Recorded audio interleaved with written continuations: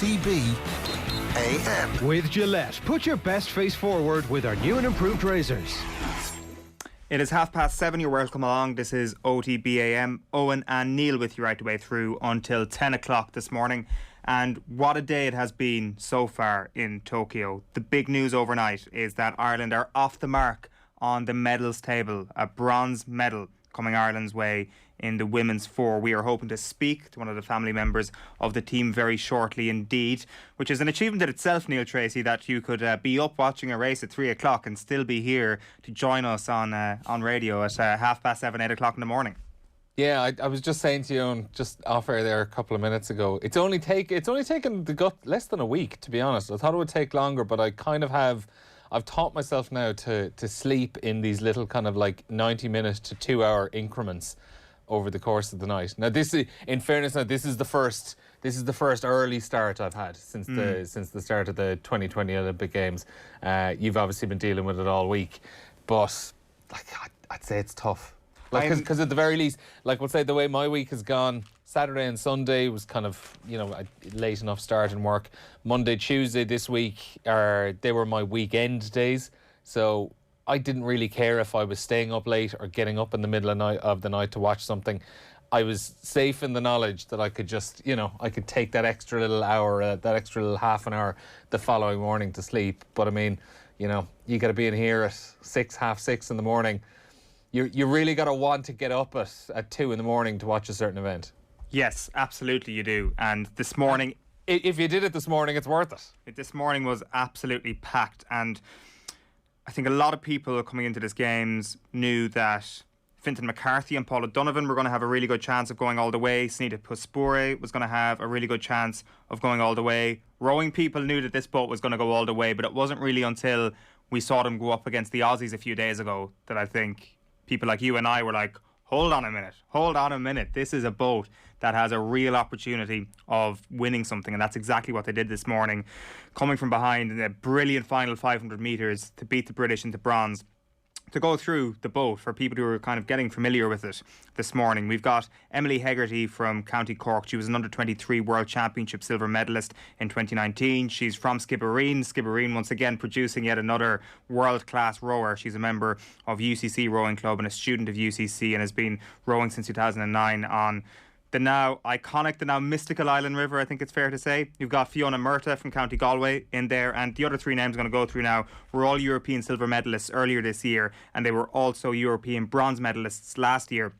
Fiona's her club is NUIG, but has made waves stateside. She transferred to Fordham University in New York and has won the Head of Charles 2 years in a row in Boston. Then you've got Emer Lamb from County Dublin, also a European silver medalist, as I said earlier this year. Her club is Old Collegians. She's from Cabra. Her sister Claire was in the first women's crew to make an Olympic final in 2016. And then last but not least, you've got Afra Keogh from County Galway. So you've got two people from Galway in there, Fiona Murtagh and Afra Keogh. She is the eldest member of the team, but still only 28. So this is a boat that's still got massive strides to go as well, possibly over the next little while. She's been on the high performance team for years and years at this point. Her hometown is Naferbica in Connemara, but her club is UCC, and she studied food microbiology at the university. So Afra Keogh, Emer Lamb, Fiona Murtagh and Emily Hegarty, your first medalists at the 2020 Games. And I'm not sure, did you believe this was going to happen, Neil? But what a way to do it. The first kilometre, you were like, oh, well, they'll be back again in 3 years' time. And then you're like, actually, no. We watched them go against the Aussies a few days ago. This thing isn't done yet.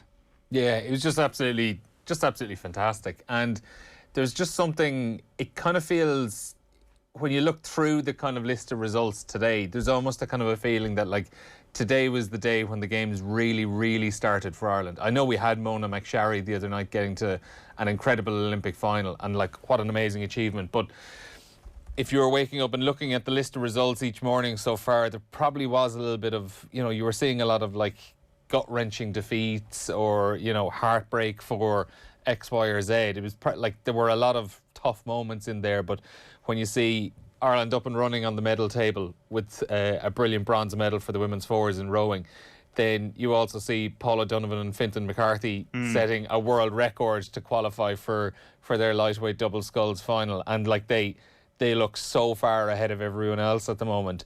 And then you follow all that up by Kurt Walker beating the number one contender in the boxing, and all of a sudden you're like, wow, this is really taking off this morning. Like, there's just a proper feel of adrenaline about it.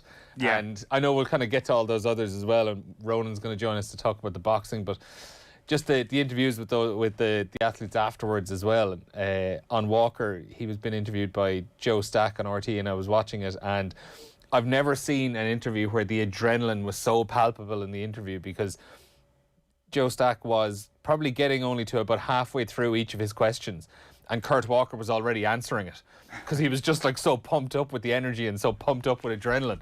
It was absolutely incredible. And yeah, I just think when you look at those results and when you see the reactions of everyone, there's just a buzz now of like the Olympics really is here from an Irish point of view. The beat has dropped on the 2020 games, I think it's fair to say at this point. It's 1:50 a.m, by the way, tomorrow morning is when Paula Donovan and Fintan McCarthy are going to go in that final, and as you say, a world best time from them for this season, and just a sensational performance where it's kind of like almost a cliche at this point. Maybe it's just an Irish thing that they all pull away in the last kilometre or last 1,000 metres of their race, and that's something that Paula Donovan and Fintan McCarthy have consistently done.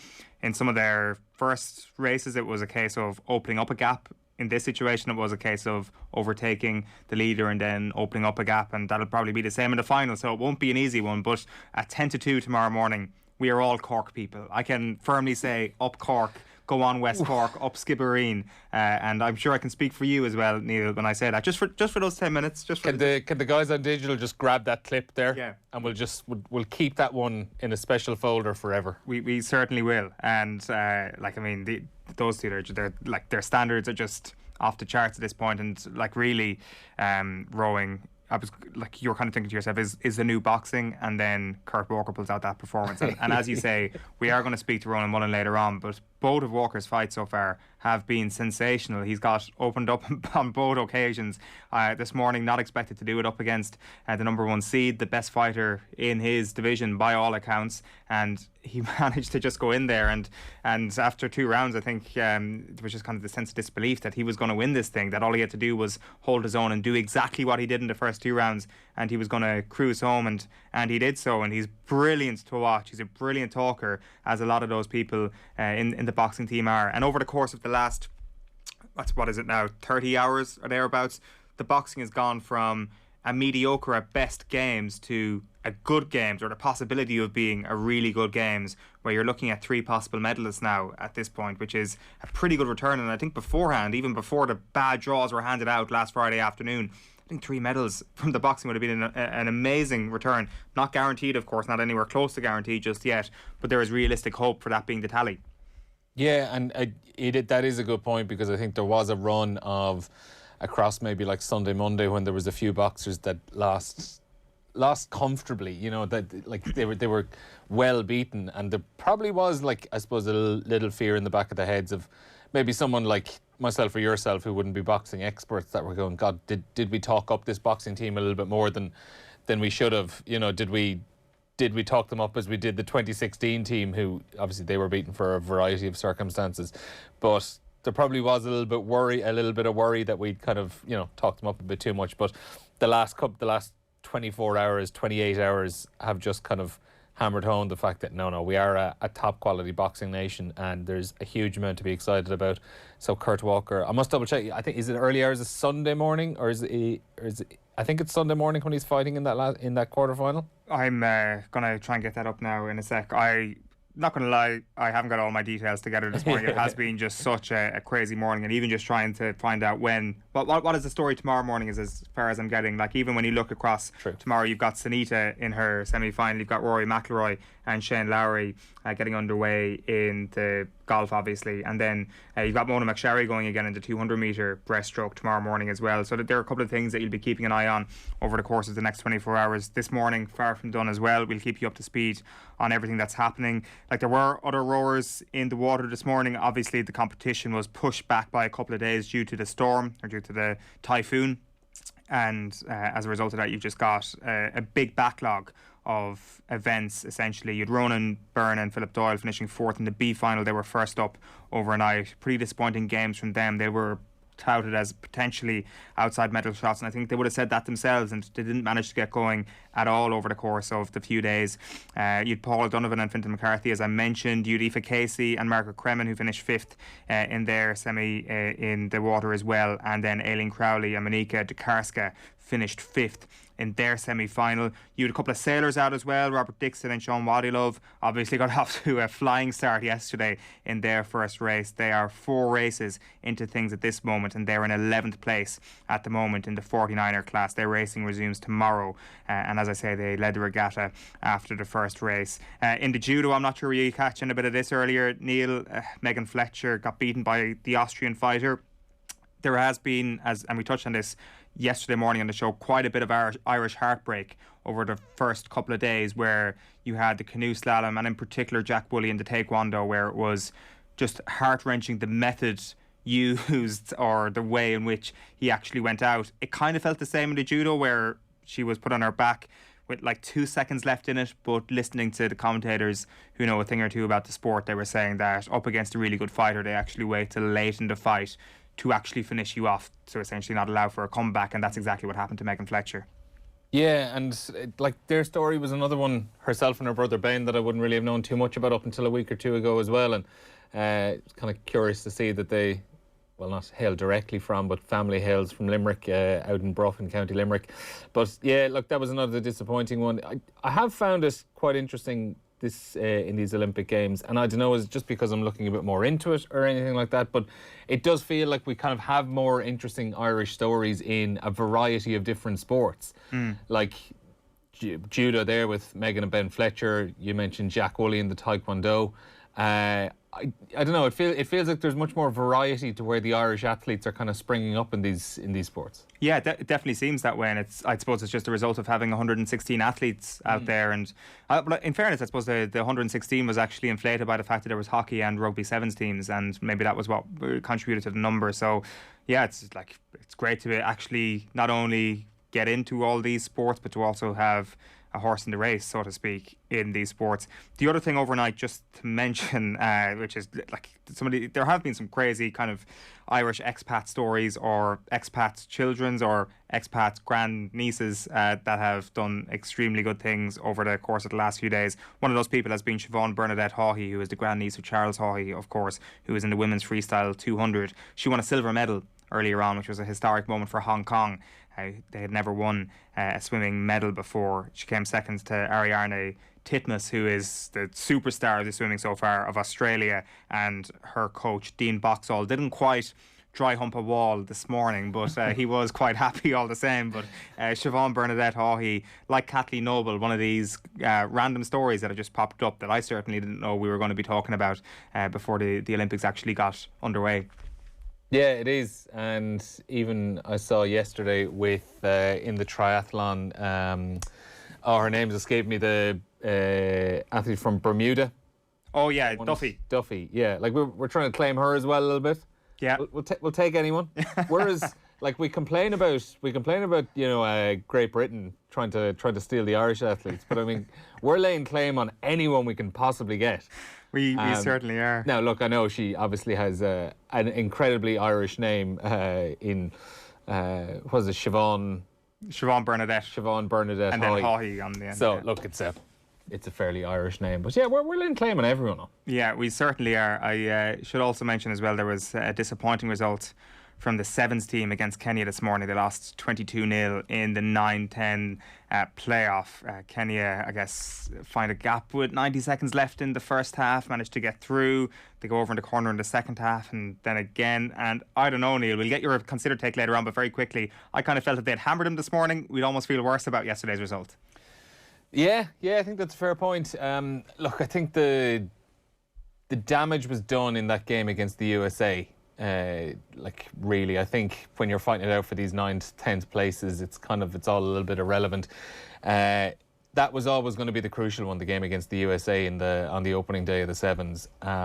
People probably see the USA written down on paper and think USA Rugby Ireland should be hammering them. That was always going to be an incredibly close one, and that was probably going to be the deciding point of where Ireland were going to be finishing. But slipping up there, it meant that they had to get a good win against Kenya, and obviously they let that slip late on, and it was just that last try that ultimately cost them a place in the quarterfinals. So it's just those tiny margins.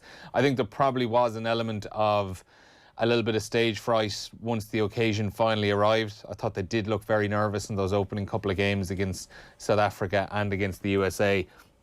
But look, it's a learning experience. The men's sevens programme in Ireland really is only 6 years old. It's their first Olympic Games. I know a lot of those players in terms of age profile probably aren't going to be around maybe for 2024 in Paris. Yeah. But look, it's the start. It's a step for Ireland. It's a step along the road. I think if they'd got to a quarter final this time round and put up a good fight, I know it's a bit ironic talking about a quarter final for a rugby team in Ireland would be a decent result, but you know what I mean. It's all part of the road they're travelling. Like you look at how good the likes of New Zealand and Fiji are. Yeah. When those quarterfinals were on yesterday, like they're a level ahead of Ireland comfortably at the moment. We will get back to that a little bit later on in the show, because that was an absolute cracker between Argentina and South Africa yesterday. But we are returning to the story of the morning, because Afra Keogh, Emer Lamb, Fiona Murtagh and Emily Hegarty are Ireland's first medalists at Tokyo 2020. Their bronze medal this morning. An incredible moment, the best moment of the game so far for Ireland. One of those people delighted with the scenes they saw, watching it I'm sure all night long, was Noel Lamb, father of Emer. Noel, good morning to you. How are you keeping? Good morning. Yeah, fine, good. Talk us through where you were this morning. How did you get up in the middle of the night? Are you still up? How did the celebrations go? No, we watched it in their club, their former club where they all started rowing, which is in Commercial down there at Island Bridge. We just watched it with some friends, nicely social distance evening, and it was very exciting. I think the way the race went, they were struggling a little bit. At one stage they were at fifth, and certainly the gold and silver had been pretty well decided. So to come back from where they were to grab the bronze was a tremendous effort from the girls, and I guess it showed the way they were able to hold it together, knowing what they had to do, and they did it, and it shows the speed and the power that they do have in the boat. So it was very exciting. Made it a very exciting race.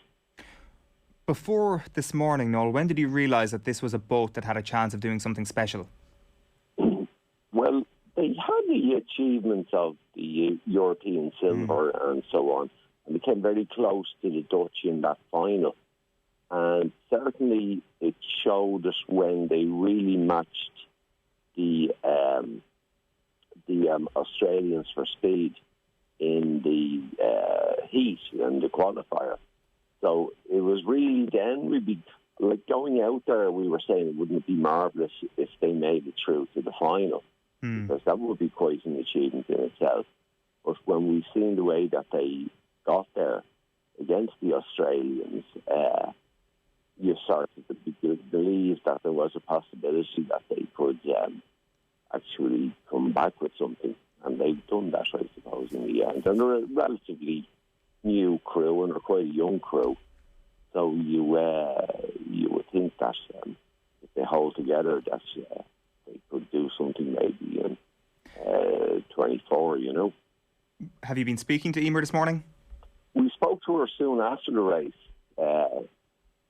It was great to be able to talk to her, you know, for a few minutes. She was very excited about it, and I was really looking forward now to seeing her home, you know. Did she tell you how the celebrations are going to go down? No, it was just a kind of a quick video call. She showed us the medal, and that was really it. You know, there was a lot going on, so it was difficult to have a conversation, but I'm sure later today we'll be in touch. It seems that from her own perspective, having someone like Claire in the house, having that example can only have been a positive thing over the last little while, because of course Claire was part of the first crew to make an Olympic final in the women's division in 2016. Yeah, that's right. Yeah, well, Emer has three sisters, and they all rowed with Commercial, and then went on to their different colleges and stuff like that. But certainly, yeah, Claire would have been a good example of how to knuckle down and how to deal with the adversity that comes along. Like, you have your moment in the sun, I suppose, if you're fortunate enough to get on the podium. But there's more downs than up. Like with any sport, I think, certainly at that level, it's certainly character building, all right. There's no two ways about it. Noel, to go back to the race itself this morning, at what point during the race did you go from thinking a medal could be a possibility to a medal is happening, and what was the reaction like at that moment? I think we felt by the first 1,000 metres, we really thought that something had gone wrong. They really weren't putting it together. But from the 1,000 metres on, you could see the speed coming back into the boat and closing down the other crews. And at that stage, we were just hoping they wouldn't run out of water. And certainly the battle, the excitement in that race, well, okay for us, but anybody sort of neutral watching, I think, would have been the race for the bronze between themselves and the UK, the way they had to overhaul them from quite a bit of a distance. And the way they were able to knuckle down and get that boat speed up, I think it was amazing, you know. What seems remarkable about this crew as well, Noel, is where they've all come from. 2 from Galway, 1 from Dublin, 1 from Skibbereen. And can you talk to us a little bit about how this crew came together over the last few years? I know that they're quite a tight-knit crew. In terms of them coming together, not from the same rowing club, how long a process was that, and how quickly did it come together when they eventually realised, oh, hold on, this is a formula that actually works? I find it a good part to it'd be hard for me to say that. I think the management team put them together. They obviously seen the potential, and like for a good while they weren't even training together, and they were sort of training to a program somewhat separately. And then when they went to Inniscarra, they started to put them together, and it was then, I suppose, that they gelled really as a crew a little over less than 2 years ago, you know. Yeah, and I guess since then, really, it's just been this amazing journey for them. And you look at the age profile as well of this crew. I mean, now is the moment to be enjoyed. Nobody's thinking about the future, but I'm sure there have been talks about what happens beyond Tokyo, because they are a young crew and they're getting consistently better, as you say, over the course of those last 2 years. Yeah, that's true. They are a relatively young crew. I mean, Emer and Emily, I think, are only around 23, and Afric is about 27-ish, so thereabouts. Fiona's a bit younger again. So, like, when you look at the, say, Australian crew, they're all in their very late 20s. And certainly they are a crew that would get better. And the fact that they seem to gel together as personalities is very important. If you are going to start to stick around and keep at it, that's an important factor, I think, into the future, you know. You mentioned there that it's not just Emer and Claire who were the rowers in the family. Just how competitive was it between all the siblings? Well, they were all at different sort of stages. Our eldest daughter, she was the first one to start rowing. She rowed as a junior for Ireland and that. So it was always going to be sort of their sport. We tried them around, you know, pretty well every sport you can think of. And rowing just seemed to be the one, because I've no background in it. My wife has no background in rowing. And that was the one that they really seemed to enjoy and took up the challenge in. And sort of, what can I say, the rest is history, you know. So what sparked you to bring him down to the rowing club the first day then, if you've got no background in it? Yeah, well, my wife actually, the eldest daughter, it was summer holidays. You're trying to think of things to keep your children occupied, I suppose. And the Municipal Rowing Club ran a summer camp. And one of the guys that was doing the coaching there was from Commercial.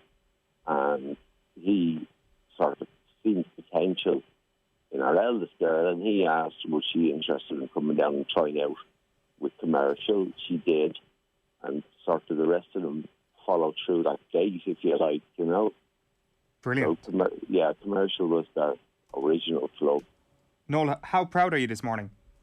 I'm very happy for her and for the rest of the girls that all the work that they put in has kind of given them the moment now that they're having, and I hope they enjoy it and make the most of it. So what are the next couple of days going to entail then? I presume a couple of celebrations this evening? We will, yeah. We see friends and family, and she'll be home, I think, the weekend. It's one of the big pities, unlike when Claire was in Rio. You could sort of savour the experience of meeting other athletes, and when you went to dine in the morning, you were in the cafeteria and you could be looking across the table at Usain Bolt or some of these people, whereas it's a bubble now. They're not going to see Japan. A few days there would have been nice, but it's very much in, do the job and leave, you know. And that's a pity, but the main thing is that they were able to get there after all that work, because it would have been dreadful for all those athletes that if the whole thing had been postponed or called off for another year. So I'm really happy for anybody that's out there, whatever nationality or sport they're involved in, to have had at least that experience for all the work they would have put in. Yeah. You know, and that's a positive. For sure. Absolutely, for sure. I think the celebrations will kick on another gear once they actually touch down in Ireland once again. Listen, Noel, thanks so much for taking the call this morning. I'm sure you're absolutely knackered, and congratulations to you and all the family. It's an absolutely brilliant story. Thanks very much. You're very good. Cheers. Thank you. Take care. Bye-bye. Noel Lamb there, who is Emer's father. Emer is one of the 4 who won the bronze medal earlier on in the water in Tokyo alongside Afrikio, Fiona Murtagh and Emily Hegarty. So Ireland are up and running at the Tokyo Games. We were making the point earlier on, Ronan Mullen, myself and Neil here, that rowing is the new boxing. But boxing kind of turned around this morning and was like, hold on a minute, don't you go rushing to conclusions here. Hold my gloves. Mr. Kurt Walker, holy moly, 2 unbelievable fights, Ronan. This is right in medal contention immediately, I presume. Yeah, no, you're bang on. I was saying to Nathan on Monday that it was a little bit gloomy. It was after watching 2 successive defeats that morning, but it wasn't quite the mood where let's write all the boxers off. We knew this week was going to pan out in a certain way, and it certainly proved to be the case, where Kurt Walker displayed his skills almost in that first fight, and like my main concern, and had the sort of apprehension, just willing him to sort of deliver on his ability, and he did that in his first fight. So for this one, even though the deck was stacked completely against him, against the heavy gold medal favourite, like reigning world amateur champion, but I just had this confidence in him that he's going to deliver. I'd seen enough in his first fight, and just the most phenomenal performance. Like, he started like a house on fire, boxing off the back foot, and made his highly vaunted opponent look fairly average at times. There were obviously some choppy waters to navigate, but he got the job done with aplomb, and just what a fill-up for the Irish boxing team. Mirza Khalilov, his opponent earlier on, talk us through his pedigree and why Kurt Walker was such an outsider. Yeah, so he was the number 1 seeded fighter, as we discussed earlier in the week, so that kind of the route is navigated for the top seeded fighters to make their way through. So in theory, he should be, he should be there for the final, and Kurt Walker kind of put paid to that, because Mirza Khalilov has turned pro, and you could kind of see the pro leanings in his style. Was quite aggressive, and Kurt was able to outbox him for large swathes of that fight. But as he touched on, huge pedigree, world amateur champion, and highly decorated in that regard. But it was a clinical performance from Kurt, and you could kind of sense in his post-fight interviews that it was expected. Like, while the outside world were expecting an easy enough job for the Uzbek fighter, that wasn't the case in Team Ireland. And this is the thing, and I touched on it at the top there, Kurt Walker has so much talent that you were willing him. Tokyo panned out perfectly for him in the sense that his age profile, and like, if you were drawing it out on paper, you'd think this is the perfect time for him to peak and deliver. But he's had some mishaps outside the ring. He's had some mishaps in his personal life, with an issue with basically his daughter was born prematurely in May of 2020. He had to step away from the sport for a couple of months. That could have scuppered his Olympic plans, but he's come back and hit the ground running, and like, you wouldn't count against him going all the way at this stage. Ronan, you mentioned his post-fight interview there in your last answer, and I was saying it to Eoin as well just beforehand, but the sheer adrenaline jumping off him was absolutely palpable. Like, you got the impression that he was so full of energy. If you'd asked him to go fight his quarter-final in 2 hours' time, he was probably ready for it again. Like, he seems like someone now who is properly on that crest of a wave and would pretty much fancy himself against anyone. Yeah, totally. Not to compare the two, but I did make a bold statement on Twitter that I had planned to get some sleep in there before Aoife O'Rourke's fight, but I was so buzzing after watching Kurt Walker's fight that I just couldn't. So, like, if I'm buzzing, God knows how he's feeling, and it plays into what you're saying, Neil, because he's such a high twitch fighter. Like, he's so uber concentrated in there. You could see it, like, in his intent almost after the fight in that interview, but throughout, so tuned in, and he references coaches maybe 5 or 6 times. And you're like, he's so clued in that the tactics were ingrained in him almost, and he went in there and implemented them. And Aidan Walsh made a similar point yesterday, so it just shows the stock that Irish boxing team, that Irish boxing coaching team is held in, because they've delivered 2 incredible performances in back-to-back days. I know he doesn't have a medal after this fight, but I've seen a few like Irish boxing journalists I'd follow on Twitter over the last few hours say that in terms of just a one-off performance, a pound-for-pound performance, it's as good as any Irish boxer has had at an Olympic Games over the last, 3 or 4 various games. Like, would that be the case? Totally, and it put me in mind, like, Aidan Walsh from a performance perspective did similar yesterday, just in how he performed, but in terms of the status of the victory, John Joe Nevin had a similar victory at London 2012 where he opened up his own route. We've spoken earlier in the week that some of the lads have had difficult draws, but no more so than Kurt, who's handed the toughest tie of all here. And, by winning this fight and sort of upsetting the apple cart a bit, he's carved out his own route, and like, you just wouldn't write him off at this stage. The world is his oyster. I think he could deliver. You just hope, like, because it's such an adrenaline-filled thing, that he could have felt like he peaked for this one. He's not that type of temperament, would be my understanding or dealings with him, that he won't be fazed by the mammoth nature of this victory, that he'll quickly reset and refocus for the next fight up. And next fight up, 3:30 Sunday morning, is his quarter-final. Who's he going up against? What do we know about his opponent? Well, the main thing we know about his opponent is it's Team USA, Neil, so that means a reacquaintance with Billy Walsh, and this is kind of bound to happen at some stage, but again, I can't see, Kurt won't be fazed by such past dealings or things behind the scenes. He'll be keen to get the job done in the ring, and I think during his RTE interview, the fight was actually ongoing to determine his next opponent, and he basically said he doesn't care who it is. He actually noted the American fighter is quite slick, so unlike today's fight, where even though the gravity of the fight and the daunting nature of his opponent's profile, it was a style which suited Kurt, in the sense that Mirza Khalilov was a come-forward fighter, and Kurt was able to box off the back foot and control the perimeter, jump into range and score, and that's what the judges obviously went for in this fight. It'll be a different one, probably slightly more cagey next time out. So, but you wouldn't, like, if you're talking about boxing skills, if it's determined on boxing skills, there aren't many people on the planet that can live with Kurt Walker. You mentioned that you were on the show with Nathan on Monday morning talking about what had become a disappointing enough campaign for the Irish boxers. Have the events of the last 30 hours or so changed your mind to the point where you're thinking that Ireland are possibly going to win 3 medals at these games in boxing?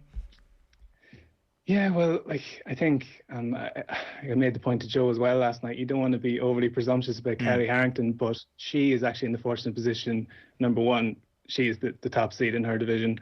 She has got quite a favourable draw. She's probably the only one who didn't need one, because she's ranked number 1 in that division. But you'd fancy her to make at least a semi-final with relative ease. And again, I use that term advisedly, but you'd like to think she'll get to the semi-final at least, and then, like, she's in medal contention. So hopefully Kelly will be aiming for the silver and gold come the end of the shake-up of this Olympics.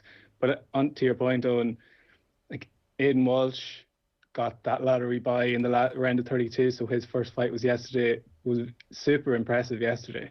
Like, if he can box to that level in his next fight, against his opponent, who's from Mauritius, and again, not a huge boxing stronghold. You'd expect Aiden, with his pedigree and the route he's had to navigate to get to this point, if he can deliver a performance akin to the one he did yesterday, next time out he should guarantee his medals. That would be a quarterfinal win and into the semi-finals. And from that point on, he's in bonus territory, and it would be great if he could go further and further. But sure, we'll see what happens there. And then Kurt Walker, yeah, I can't speak highly enough of him. Like, he's into the quarterfinals, similar situation. He could guarantee himself a bronze with a win next time out. But he's on such a roll that you wouldn't discount like anything for him. And then Aoife O'Rourke is in action in a couple of hours. Aoife O'Rourke, like, on paper, against the former world champion and a medalist from the last games, Aoife O'Rourke being quite a novice in comparison, wouldn't give her much chance. But similar to Walker, I just wouldn't write her off, because she's on such a roll in terms of her own profile and story, where she's medalled internationally, won at European level, and like a relative newcomer to the sport. But like, every hurdle that she's been confronted with, she's jumped over with plenty to spare. So I expect her to give a really, really good account of herself. And if she, similar to Kurt, if she can beat this favoured opponent today, like, it's going to all open up for her. Yeah, without question. 18 minutes past 10 is when Aoife O'Rourke goes into the ring against that Chinese opponent. And as you say, massive, massive reward if she comes out of that on top. So you don't want to miss that. Ronan Mullen, brilliant stuff as ever. Thanks a million for staying up for us. Cheers, lads. Chat soon. Cheers. Cheers on. Okay, so at 5 p.m. every evening, the Olympic show is live, and we are bringing you the biggest stories of the day, and also take a look at what is to come. It is all in association with Indeed, who are proud to support Team Ireland at the Tokyo 2020 Olympics. Indeed believes the world works better when people are given every opportunity to unleash their true talents. #TalentUnleashed. Now, we are going to come back to the Olympic Games after 9 o'clock. Kieran McCarthy of the Southern Star will be with us to tell us what is exactly in that water in Skibbereen, as they have another Olympic medalist this morning, and we'll have plenty more besides from the morning as well. Up next, though, we are talking about the Lions with Keith Wood. OTB AM. This is OTB Sports Radio. It's not like it's a competition that's on again next year. You have to wait a full Olympic cycle to go again. Realistically, most of the team aren't going to be here again for the next Olympics, so it's like, it's do or die. It's really about who can sort of minimise the mistakes and make the least amount of mistakes, and just sail a really smart series. Doesn't stop just at the 100, 200 and 400. We have amazing girls in the 800 metres. It's carrying the whole way through, and I think that's something that's really important to note. For the best Olympics coverage, subscribe to the OTB Highlights podcast feed on the OTB Sports app now. Sean, what's that thing going round the garden? That is our new Husqvarna Automower. Automower? Yeah, it's a robotic lawnmower from Husqvarna. Cuts the grass automatically, has GPS tracking and an app. Even works in the rain. I just thought, why spend time cutting grass when I could spend it with the family? Great! You can put the dinner on, so... No can do, love. Have to paint the man cave. Husqvarna Automower. Never mow again. Learn more at husqvarna.ie. OTB AM. With Gillette, put your best face forward with our new and improved razors. Welcome back. 9 minutes past 8 on this Wednesday morning. This is OTB AM. We are turning our attention to the British and Irish Lions now, because the second test is coming up this Saturday. Delighted to welcome Keith Wood to the show. Keith, how are you getting on? Really good, Neil. How are you? Good. Let's get this Twitter sideshow out of the way first. I'm not sure how much you're reading into this, but is there a world in which this is the perfect cover for South Africa to launch a bit of a revenge mission this week? Do you know what? The Twitter stuff is just is fairly ludicrous, you know. And I don't know whether it is Rassie's account or not. He says it isn't, so let's just take him at that. But I've always hated the sideshow of coaches kind of slagging each other off. It maybe takes some of the pressure off the players, but I always find it a little bit not whether it's unedifying or not, but it just seems to be a little bit average. So I hate when that chat kind of starts, to be honest. There is pressure on South Africa. There's pressure on the Lions as well, because they got their tactics wrong in the first half last week, changed it at halftime, were incredibly lucky. I think some of the decisions went their way, but they got the result at the end. You know, it was an incredibly nervy game, and the level of pressure that they were under was very significant. But there could have been a try just as easily given. There could have been a yellow card. They could have been down to different players. And so the style that did work for them at the end, they were still very lucky to do it. So it's whether they can meet I suppose, more prepared South African team. They have another game under their belt. They've played very little rugby in 20 months. This is an opportunity for them to get back onto it. You can only imagine the pressure that's in the South African camp for them to go and deliver. So, look, I think it'll be an extraordinary test. This is the one now that I was always kind of not worried for, but in pure expectation for, because this means either the Lions win the series or it all kind of boils down to the next one. And because of that, it's going to be brutal, because the way the teams have been set up, both teams, it is going to be the most aggressive test that I'd say we've seen since the last Lions tour in South Africa. And so that makes it exciting, if a little bit frightening at equal measure. I mean, I looked at the game at the weekend and I loved the last minute of the game, but up to that it was nerve-wracking and tense and not full of skills. It was full of quality of a different type of pressure and intensity. Who had the upper hand, not so much physically, but when it came to the aggression of the game? Because that was one of the things that Erasmus was a little bit annoyed with afterwards, picking Cheslin Colby up off the ground. I presume that's what you want to see as a Lions supporter, though. Does it suggest that Lions maybe had the upper hand in that department? I don't know. That in itself was, I thought it was a bit of, I looked at it, I remember looking at it at the time, said, that could be a penalty, and then looking at it again, said, yeah, maybe, no, it's not. I think it actually could have been either. But whether anybody had the upper hand, I thought the Lions did a really good job of annoying South Africa. And that's what you actually want to do. You want to be able to try and take them off their game, try and let them get to the point of where they lose their cool somewhat. And I thought South Africa lost their cool a lot in the game. They gave away a huge amount of penalties, which they do give away penalties. That is part and parcel of the manner in which they play. They play on the edge, but they gave away an awful lot and left the Lions back into the game. I mean, look, it reminded me of second test from 24 years ago, where South Africa did pretty much everything, but we had a goal kicker to just pop the ball over the bar. The exact same thing happened last weekend. What did the Lions do to cause that frustration then, Keith? Because it's kind of been the thing with South Africa for the last 2 years, where you know what you have to do. You have to frustrate them, and you have to make them lose their discipline and disrupt their set piece. But actually going out and doing it seems to be an entirely different story. So how did they actually set out and go about doing it? Well, actually, you wouldn't believe it, but actually one of the pieces that really frustrates them is that you stay in the game. So there is a sense of confidence, arrogance that South Africa always have had, which is they can overpower the opposition. So if they put all their pressure, all their power on top of you, and you're still in the game, that really drives them mad. And actually, the change from last week to this week is going to be, they're just going to ramp it up even more. I mean, it'll become a distinct lack of subtlety. And yet they cause gaps to open in a back division because of the weight and strength with which they take the ball into contact. But when, I think they were left off the hook a couple of times by the referee, by the TMO. They weren't left off the hook, but it was pulled back to that point. That just drives them mad, because they feel they're better.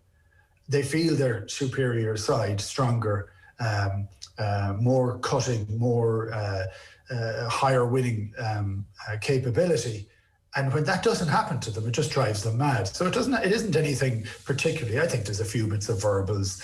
There's a little bit of holding people onto the ground that drives them all mad. And it's always edgy. But the point is never to take a backward step. And their expectation is that they'll steamroll you. And actually, when they don't do that, that frustrates the hell out of them. You said when you first came on with us how much you loved the gap between the first game, between the first test and the second test, because we've already seen the first game, and it comes down to the series decider essentially, and can the Lions go and win the series this weekend? Can South Africa set up a deciding third test? If you look at 97 and 2001, those series that you were involved in, 97, you're 1-0 up and you go and do the job in the second test. And as you say, it was down to South Africa kind of losing their cool and keeping you in it with kickable penalties. 2001, in Australia, you're 1-0 up and took a bit of a heavy beating in that second test, having started it really, really well, and ultimately go on and lose the series. So you've kind of seen both sides of it from that point of view. And I'd be curious to know, were there differences in those weeks from first to second test when you look back at it now? It's hard to look back to that length of time, and when I look at the one in South Africa, I don't think we took anything for granted. We knew that the second test was going to be harder than the first. I have to say, I think we also knew that if we didn't win the second test, there was no way we could win the series. We didn't think we'd win the third test. And we never mentioned that, but the tour itself was attritional. This isn't as attritional because there isn't the amount of games. There's been a lot of training. But there hasn't been many big games, and we haven't lost a huge amount from injury. But I remember that sense that you could be humiliated, and that's an amazing impetus. You don't ever want to be in a position where that happens. In 2001, we went into the second game. We were incredibly one of the best performances from the Lions in that first test. I mean, we absolutely tore Australia apart. It was a good Australian team, a really good team. But we didn't really score in the last 20 minutes, and we didn't score in the last 20 minutes of that tour, and we struggled a lot at that. We definitely overtrained.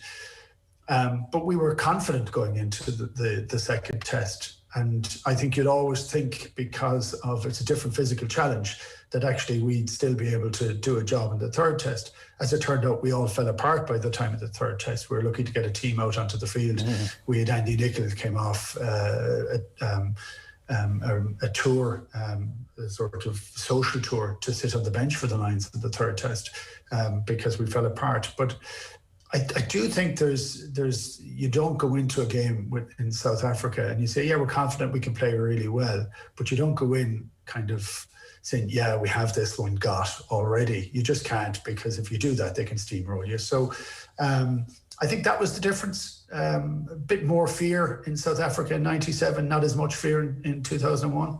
And fear is a wonderful motivator, isn't it? Do you know what? It can be a great motivator. It can also make you panic, and it can also, have that sense of where you don't really get going. You become a little bit too tight, and people don't run the lines they're supposed to. They don't have their hands up as quickly as they could. They can panic a little bit. It can put you under additional, that sort of bad pressure. Pressure comes in a variety of different ways, stress in a variety of different ways. Some stress is magnificent and you need it just to heighten your performance. Some is debilitating, and that's one of the parts you don't want to ever have. So what's your take on where the South African fitness will be then in the second test? I think they'll be better. I think some of the guys will have had a week for more rest or recuperation from COVID, because I do think that is something we haven't really talked about too much, and that there was a good crew of their guys had been down with COVID, and even if it was asymptomatic, it still is affecting, and if it's a lot of people, it can affect the fitness on the team. There also is the match sharpness. I think they'll be the better for it. I think their combinations will work a little bit better.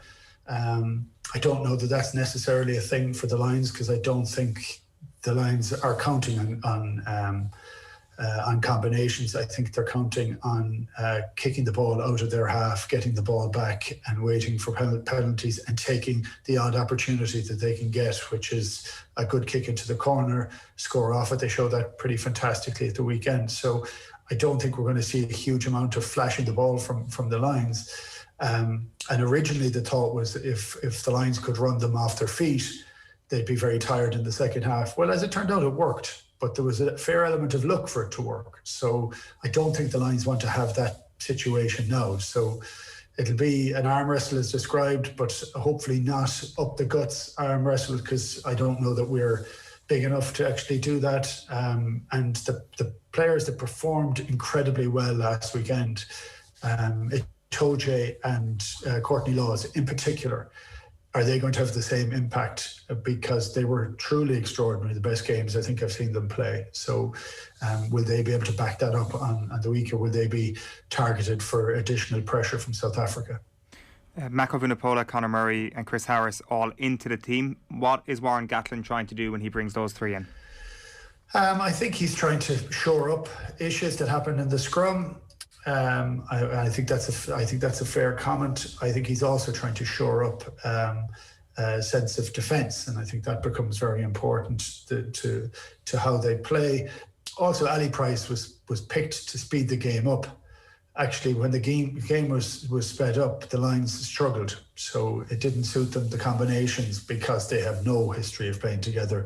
It wasn't as slick as you'd like it to be. So I think he's gone back to a game that they know they can do, which is a good territory game, good possession game in the opposition territory, which leads to penalties. So, look, it's it's just intriguing. I mean, I love this particular week because we're trying to figure out what's going to happen. But the idea that South Africa will be as ill-disciplined, the Lions are kind of counting on that being the case, and yet South Africa will be counting on that not being the case.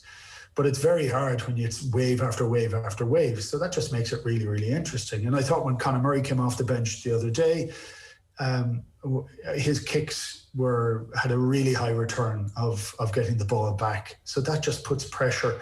So South Africa are looking, all they want to do is get their hands on the ball, and that led to extra penalties at the end of the game. So I think that they're brought in for stability. They're brought in for a stronger defensive setup, and that's what the Lions have to do, because even when they were playing in the last period of the second half, when they were kicking the ball, when they were getting it back, their defence started leaking a little bit, and there, for the look of a forward pass or a knock on at different places, it could have been a different result. And that's the joy of, for me, that's the joy of rugby and Test rugby, is that one bounce of a ball can make the difference from people's being heroes or losers. That's proper pressure and proper stress.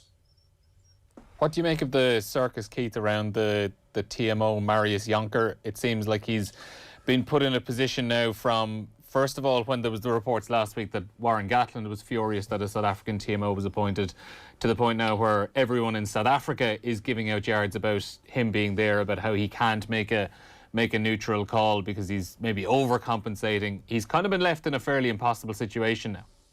Oh, he's been totally hung out to dry. Be careful what you wish for in many respects. Look, it's poor organisation that there wasn't Plan B, Plan C for this tour when travel is limited, when there's so much riding on it. To not actually have a backup TMO is very poor, and so I think they've made a bit of a mess of that. When I looked at his decisions. My issue with the TMO is it needs to be glaringly obvious, as opposed to let's watch it 25 times and there may have been the possibility of a fingernail touching that ball, knocking it forward. I don't agree with that. I just think the game slows down too much, you lose too much impetus. Actually, it makes the fans angry, actually, and that's something that's also quite annoying. So on that side, I think that's not great.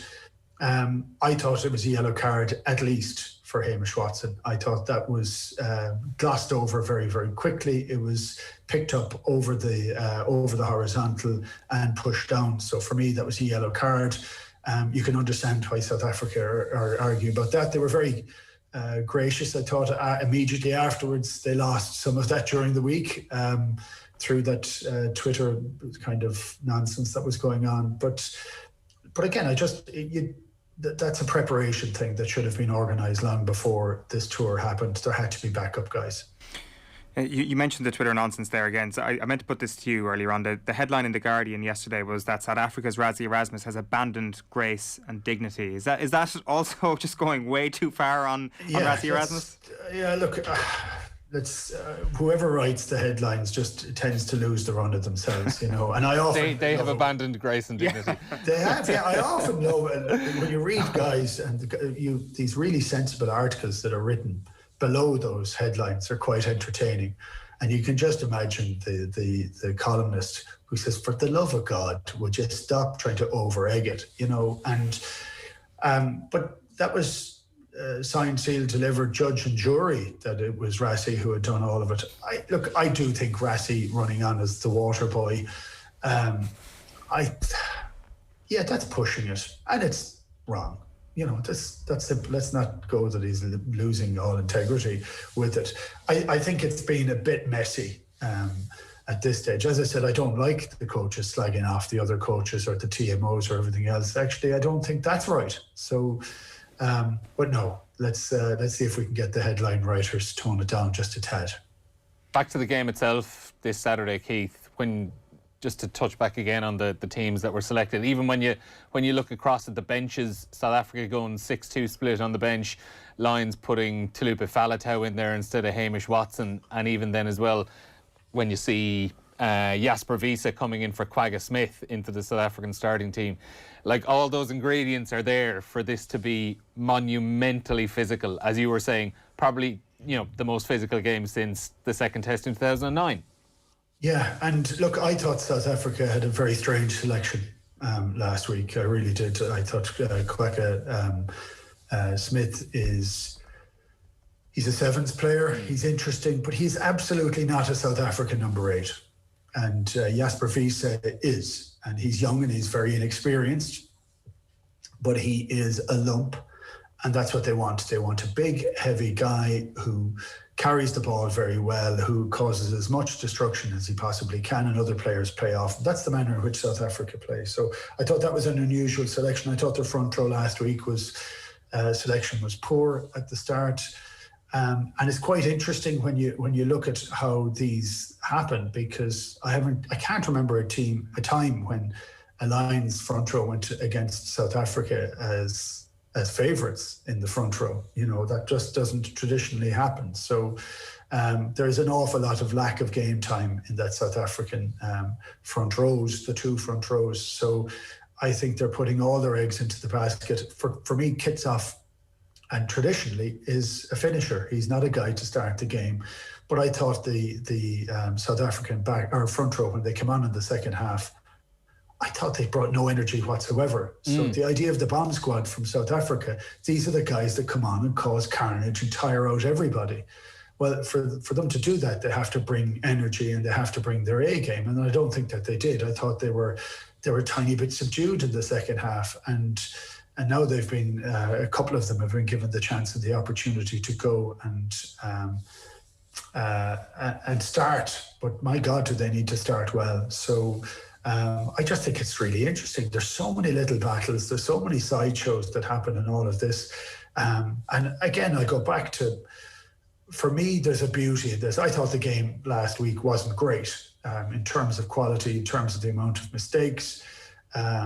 I've played in those games, and that doesn't mean they're not great games. It just means the quality wasn't great, because an awful lot of the play stifles the other play out, and that's what happens. The nerves do. The amount of knock-ons the last day was quite incredible, but that happens. That's kind of part of it. But it's all the little sideshows and how one decision or one bounce of a ball can change the momentum for 5 or 10 minutes.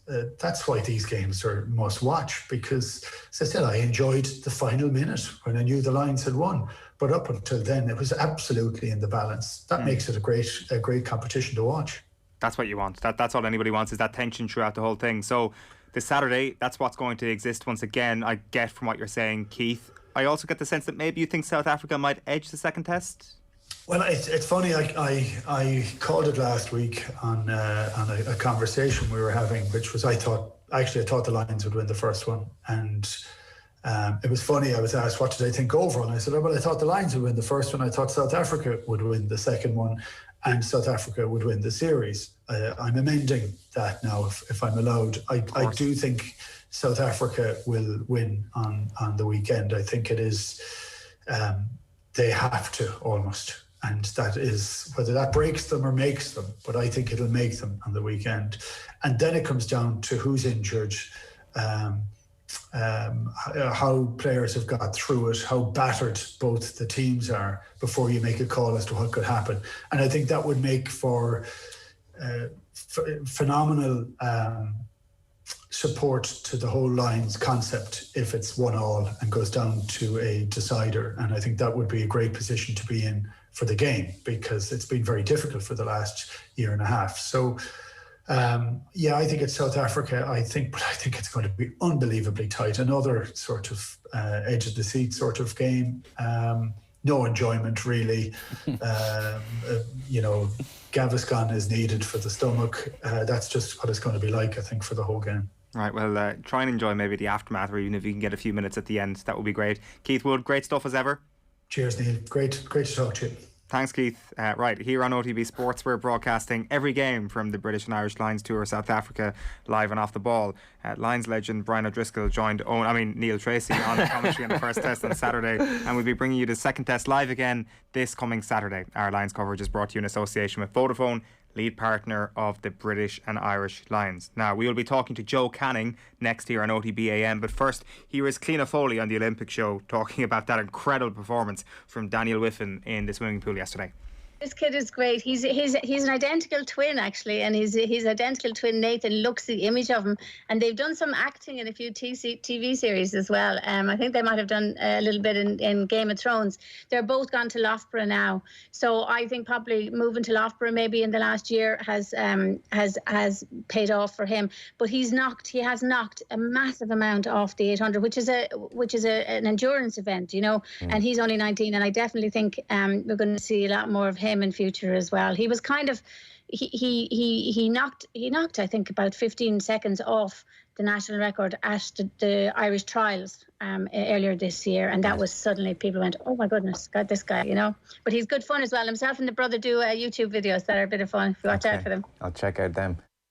Yeah, Cliona Foley on the Olympic show yesterday talking about Daniel Wiffen, star of Game of Thrones and star of Tokyo 2020, as it turns out. Right, at 8:32 on this Wednesday morning, it's time to tell you that Bord Gáis Energy #Hurling to the Core ambassador Joe Canning joins us to promote the second series of Bord Gáis Energy's Gaga Box, which features the most passionate hurling fans across the country, filmed in their front rooms as they experience the agony and ecstasy of following their county's fortunes from home. You can watch Gaga Box on Bord Gáis Energy's #Hurling to the Core YouTube channel throughout the Senior Hurling Championship, and the next episode will air on Tuesday the 3rd of August. Delighted to say that Joe Canning is now with us. Joe, how are you getting on? Good now, yeah, not too bad. We've been all good. We've been luxuriating in the greatness of Galway rowing this morning. Fiona Murta and Afra Keogh flying the Galway flag. Were you up for it yourself? I didn't, to be honest. No, I wasn't up for it. But yeah, brilliant achievement by the two girls, and obviously the four of them all together. So bring another bronze medal back to Ireland. It's a huge achievement. So fair play. How have the last couple of days been for you? Not great, if I'm honest. Straight up about it. Not a good couple of days. Obviously, being knocked out of the championship. Just not great. Yeah.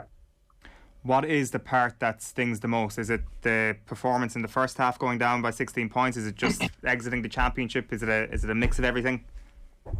It's a mix of everything. It's not knowing exactly why we were so flat, I suppose, in the first half, not knowing why that performance came out of us.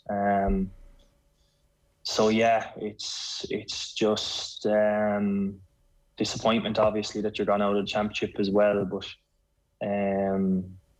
it's just hard to know why we performed the way we did. Everything was going well. Training, I thought, was going well, and just one of those days, I guess. Yeah. Do you have a routine over those last few days that you try and get through to try and keep yourself in a good place to try and not dwell on the negatives too much, or how do you work it? Just coming into the match, is it, or after the match? No, you don't. You can't really prepare yourself because you're not thinking about that. There's no real set routine. Probably the only thing is you go for a few drinks with the lads. That's probably the only routine that you ever have after a championship loss. So that probably doesn't help either in your own heads when you're doing that sort of stuff. But that's just part and parcel of it. You just have to live life and move on and get back with the club now again, and look forward to that over the next few weeks. How quickly does the actual analysis of the game happen afterwards? I presume it's not been done yet. Do you touch it then at some point later on in the year? It's different between I suppose managements and stuff like that. I don't know if group of players or whatever, we don't like. Some lads were talking about it the last few days, and then other lads are just going, here, listen, we'll leave it for another while. And I haven't watched it back or looked at it. It's obviously in my mind the whole time, but as I said, I haven't got any answers yet. I just don't know why we were where we were. But you can kind of take it like, I suppose we battled. We didn't just throw the towel in either, and we tried to come back as best we could, but obviously it wasn't enough. And then Waterford were way better than us on the day, and that's just the simple fact of it, you know. The older you get, Joe, does it get easier or more difficult to process the disappointing defeats? More difficult for sure, for me anyway. Because when you get older, you realise that there's not as many chances when you're maybe 19, 20 years of age. When you start out, there's always next year, as the saying goes. So for lads like me, it's a little bit different. It gets harder because you know that there's less chances to actually win these games, and it's very difficult to be honest the last few days. Yeah. What was the injury before halftime, Joe? My wrist. I went for a scan there just yesterday, so it's just got the results last night, so it's all clear. But just got a early onto the wrist just before halftime. Yeah. Did you have to persuade management to keep you on? Yeah, I had to tell the doc. Yeah. He was fairly sure. He was fairly sure it was broke, to be honest. So I just said, just strap it up and take a couple of paracetamol or whatever and get back out there and see how it goes. And I think just adrenaline or whatever got me through it, but it was fairly sore the last few days, all right, when you came down off that adrenaline rush. Because I'm not sure if you're aware, they had actually said on Sky Sports at halftime that you'd been taken off and that they were trying to analyse how Galway would get back into the game in the second half without Joe Canning, and all of a sudden you're back there in the second half and Waterford have a man sent off, and the thing starts to change a little bit from that second half. Is that when you started to get belief as well? Did you feel that your teammates were starting to get belief when that red card gets shown? I don't know. Like they still got the first 2 points of the second half, I think. Sure. After the kind of rower that, so like we needed them a couple of points after half time, and they got them, and it just that third quarter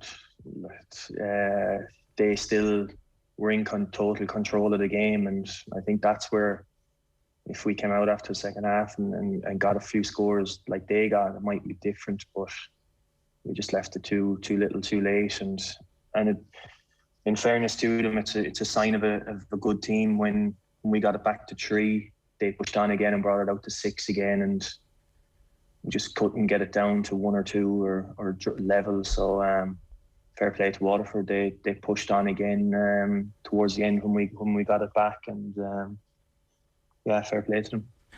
I know it's not something that matters any bit, and I can tell that it's been a very, very tough couple of days, but the all-time top scorer in the championship record has been broken. You are the new all-time top scorer.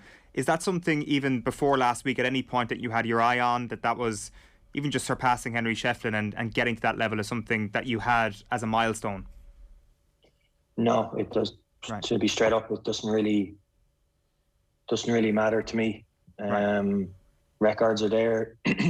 Somebody else is going to come along and break that again. So, that doesn't bother me. It's for other people. I'm sure Mum and Dad are kind of proud of that kind of thing, and obviously it's nice to have, but that wasn't on my mind. If it was on my mind, I wouldn't be trying to get goals, like pass 2 balls to Jason Flynn to get goals. If that was on my mind, I wouldn't be really much good to the lads. So it is what it is. Yeah, it's obviously nice to get it, but as I said, that'll be broken probably fairly soon. Patrick Horgan could even break it this year. So yeah.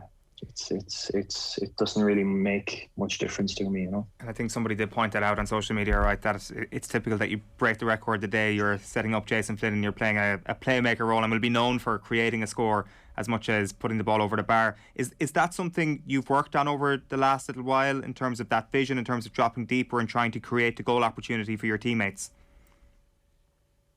I think it was always in my game. I don't think it was.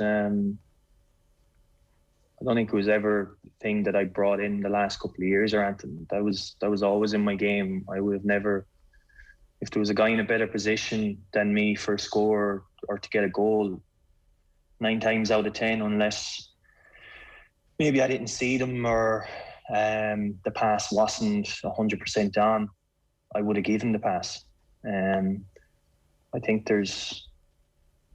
I think you have to be that way if you want to try and win a game. Individuals is a waste of time on a pitch in a team sport, because like if I didn't give the ball to Jo, for instance, he mightn't give it to me the next time if I'm in his situation. So, and that's just human nature kind of thing. And you see that a lot of the time with some people, that they just want to get their name on the scoreboard, and that's fine. But it's all about winning at the end of the day, and that's the cutthroat nature of sport. It's when you don't win, it's really tough to take, and yeah, it's one of those things that we just weren't good enough. Is there any question, Jo, about you coming back next year? Yeah, I think I've heard a good bit over the last couple of days. All right, I think James Cahill, was on your show telling me nearly time to retire. So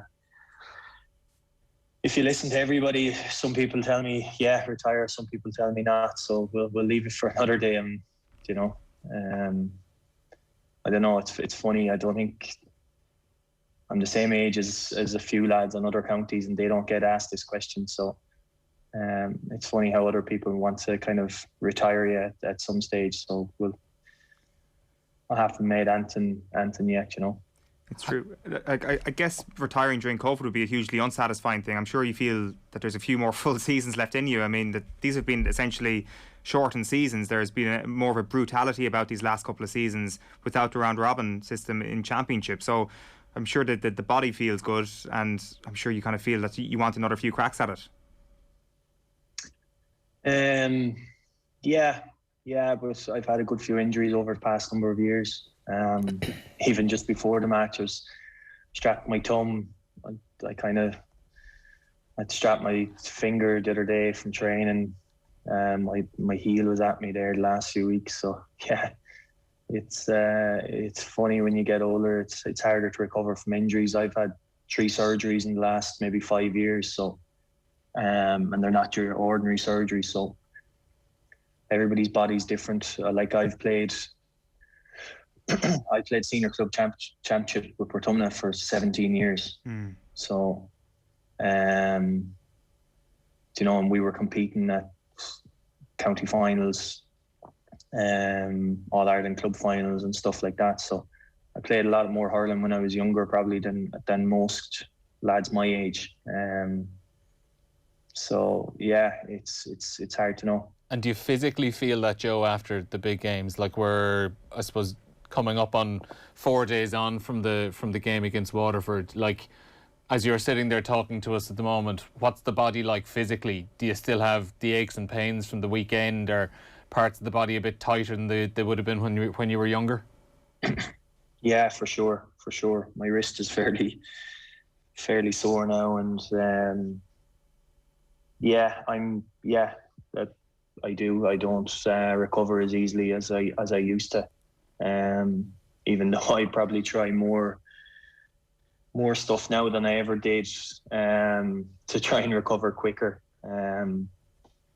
with everything of this bin out the back of the house full of ice every evening after trainings and stuff, and your usual kind of recovery that most lads do. But yeah, it doesn't seem to work as well as what I was when I was probably 20, 21, you know. Do you enjoy it as much as you did back then? Yeah, I do. I wouldn't still play if I didn't enjoy it. And I'm looking forward to get back with the club.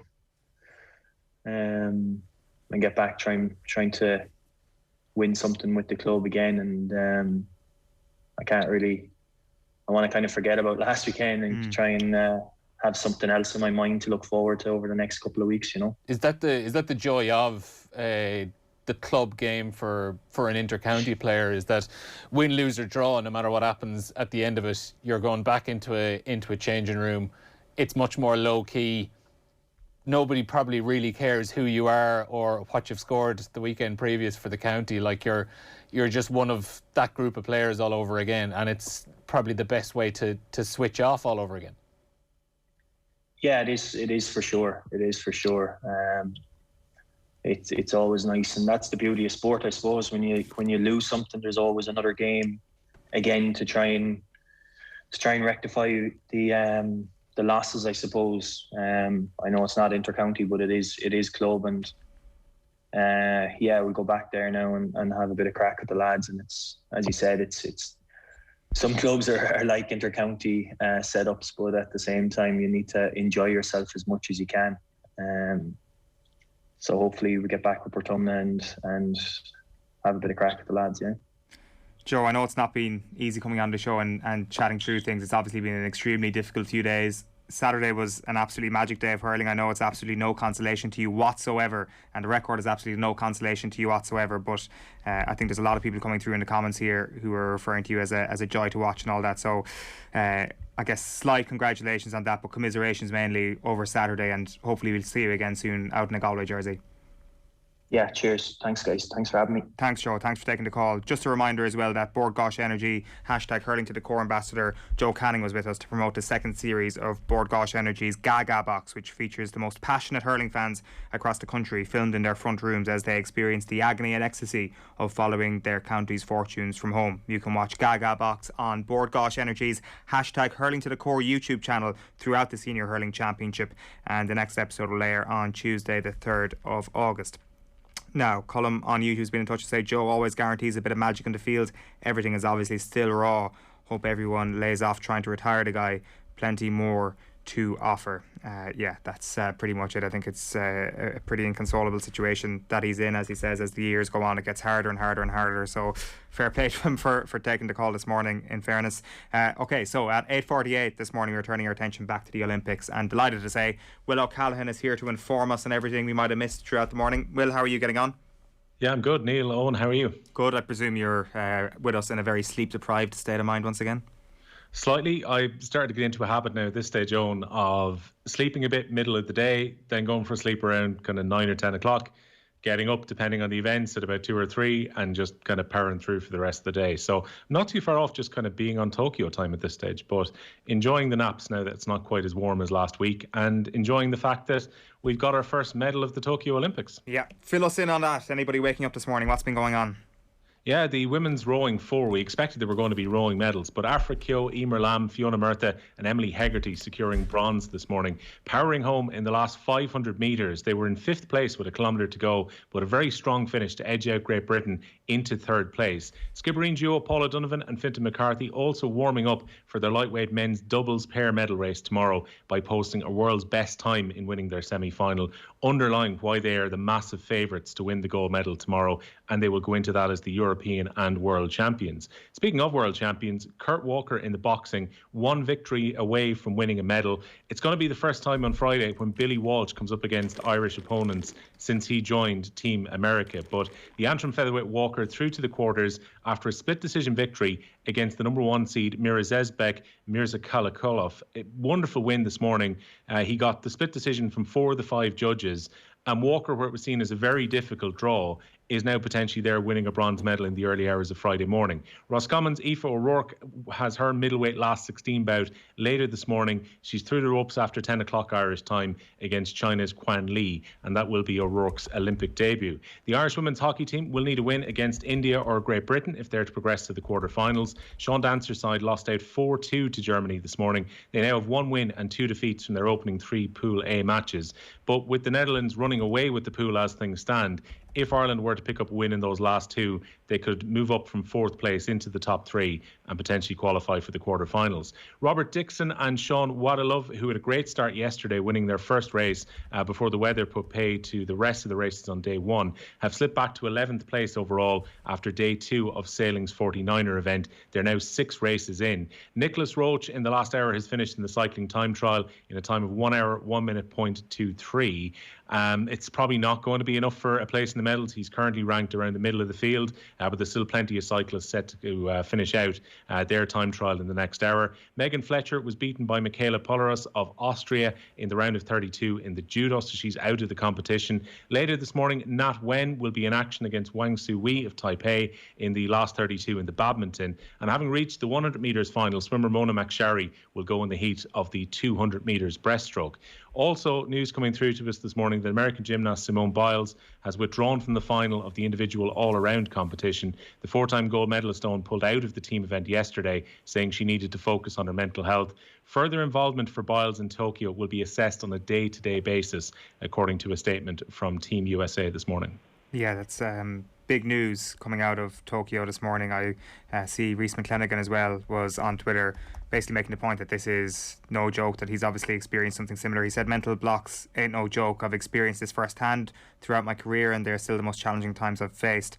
Only people who have experienced this can fully understand the stress that comes with it, and it's an awful situation to be in, I suspect. And one of the athletes we were most looking forward to seeing over the course of these few weeks really is not going to be able to give the best account of herself, and I'm sure that's going to be the most devastating thing for her.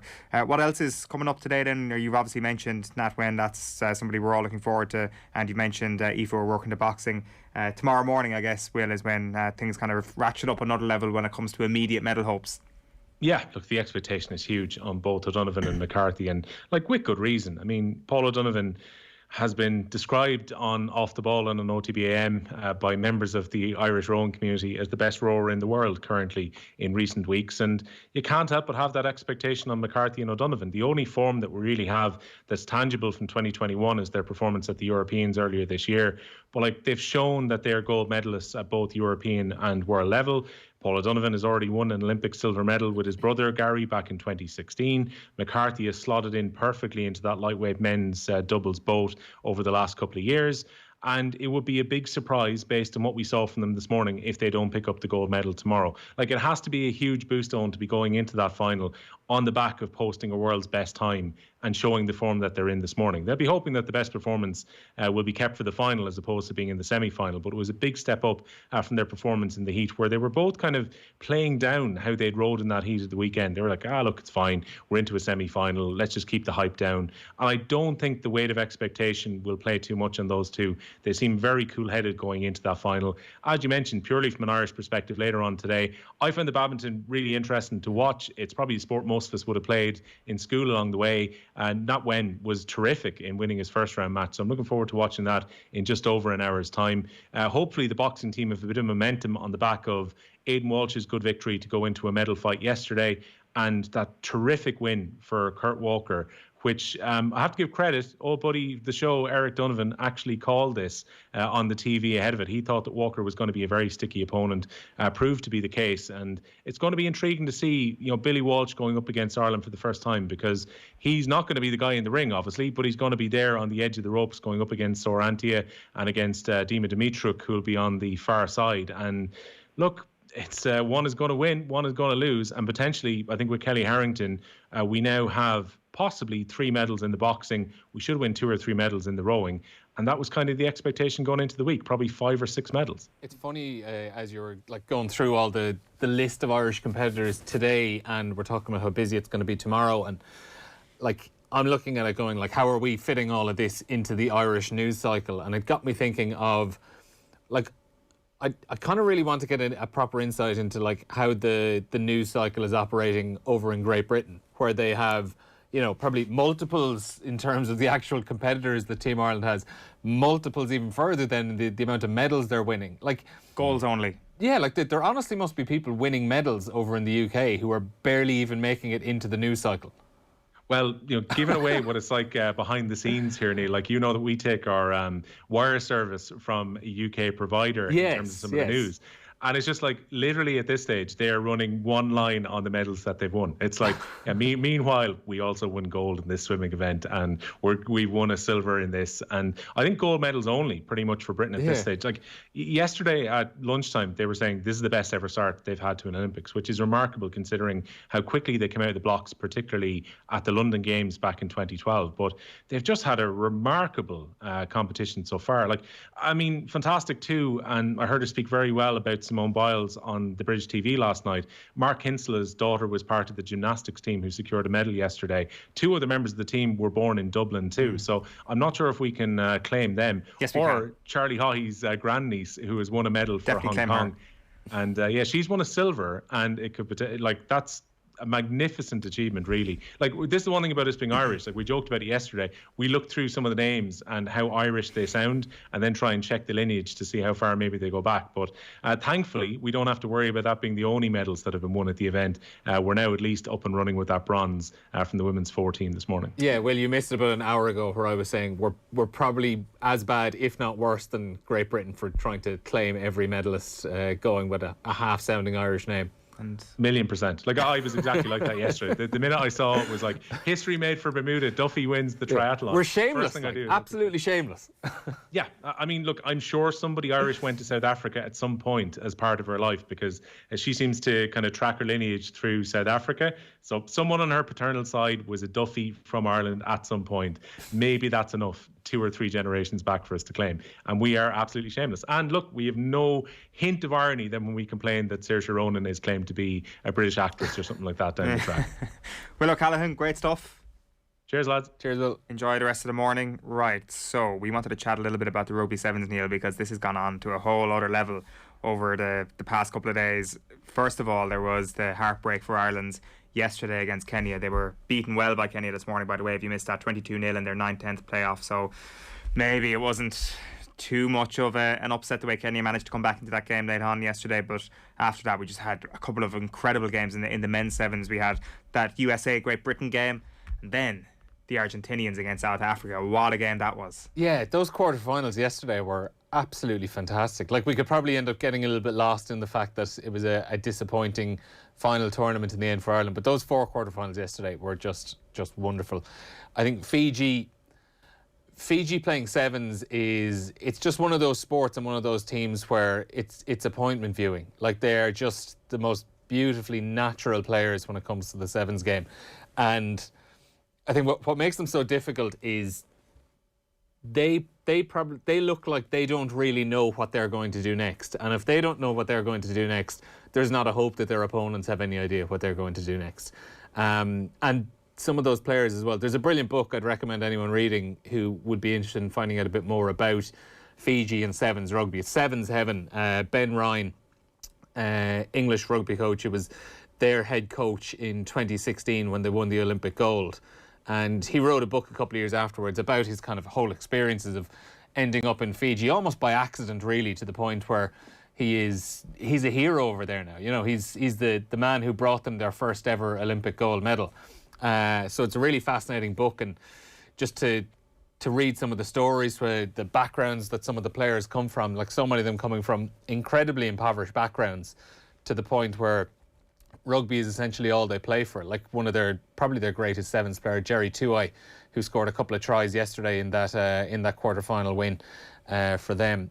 Like, he was someone who, he was given a pair of rugby boots as a kid by one of his parents, and he was told, this is how you're going to make your living now. You know, this is your future. So yeah, some fascinating stories there. New Zealand obviously have been excellent. The quarterfinal actually between Great Britain and the USA was excellent as well, and I thought the USA were borderline robbed, to be honest. Like, they'd gone 21-0 ahead, then Great Britain ended up coming back winning 28-21, I think it was, along those lines. but there was just a shocking decision towards the end that ultimately led to the winning try for Great Britain. So USA can be seriously disappointed with how that fared out. And then the Argentina quarter-final against South Africa was just brilliant. Like, Argentina getting a red card in the opening couple of minutes, down to 6 players, which is an enormous, like, even losing one player is utterly enormous in the Sevens game. And against South Africa, who won the bronze medal in 2016, who absolutely are one of the best in the world, probably on paper are better than Argentina. And they somehow just managed to keep them at arm's length for the entire game and build up a lead while they were down to 6 players.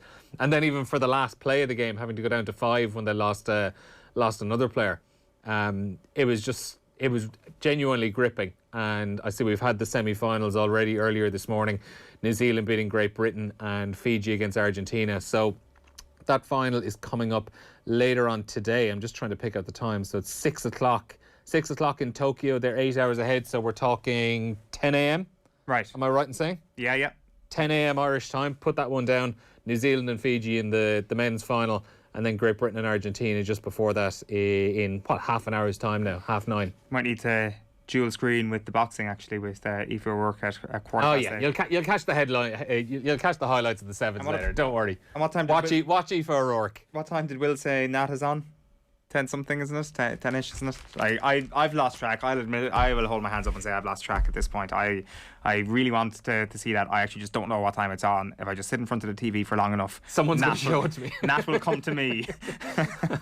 Right, it is a minute past 9. Plenty of comments coming in on a multitude of subjects. Walter says, I think Keith Wood is probably the most intelligent commentator on the current Test series, and that's coming from someone from South Africa. Pad says, well done to all the girls. Special congratulations to the Galway girls after what was a bad week for Galway people.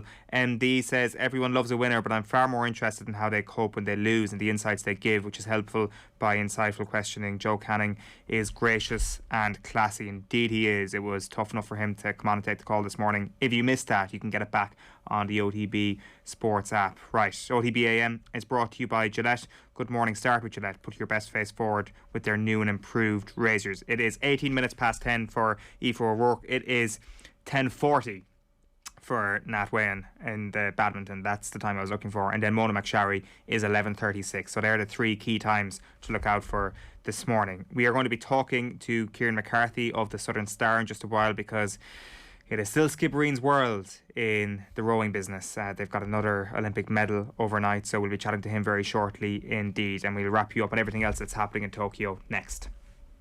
OTB AM on OTB Sports Radio, Ireland's first and only sports radio station. The football pod with Paddy and Andy. If the opposition can't smell blood this year, we're as well pack it in, because even if Cumberford's kickouts are as good as Cluxton's, every team is taking a step forward. Download the OTB Sports app and subscribe to the GAA podcast feed now. OTB AM. With Gillette, put your best face forward with our new and improved razors.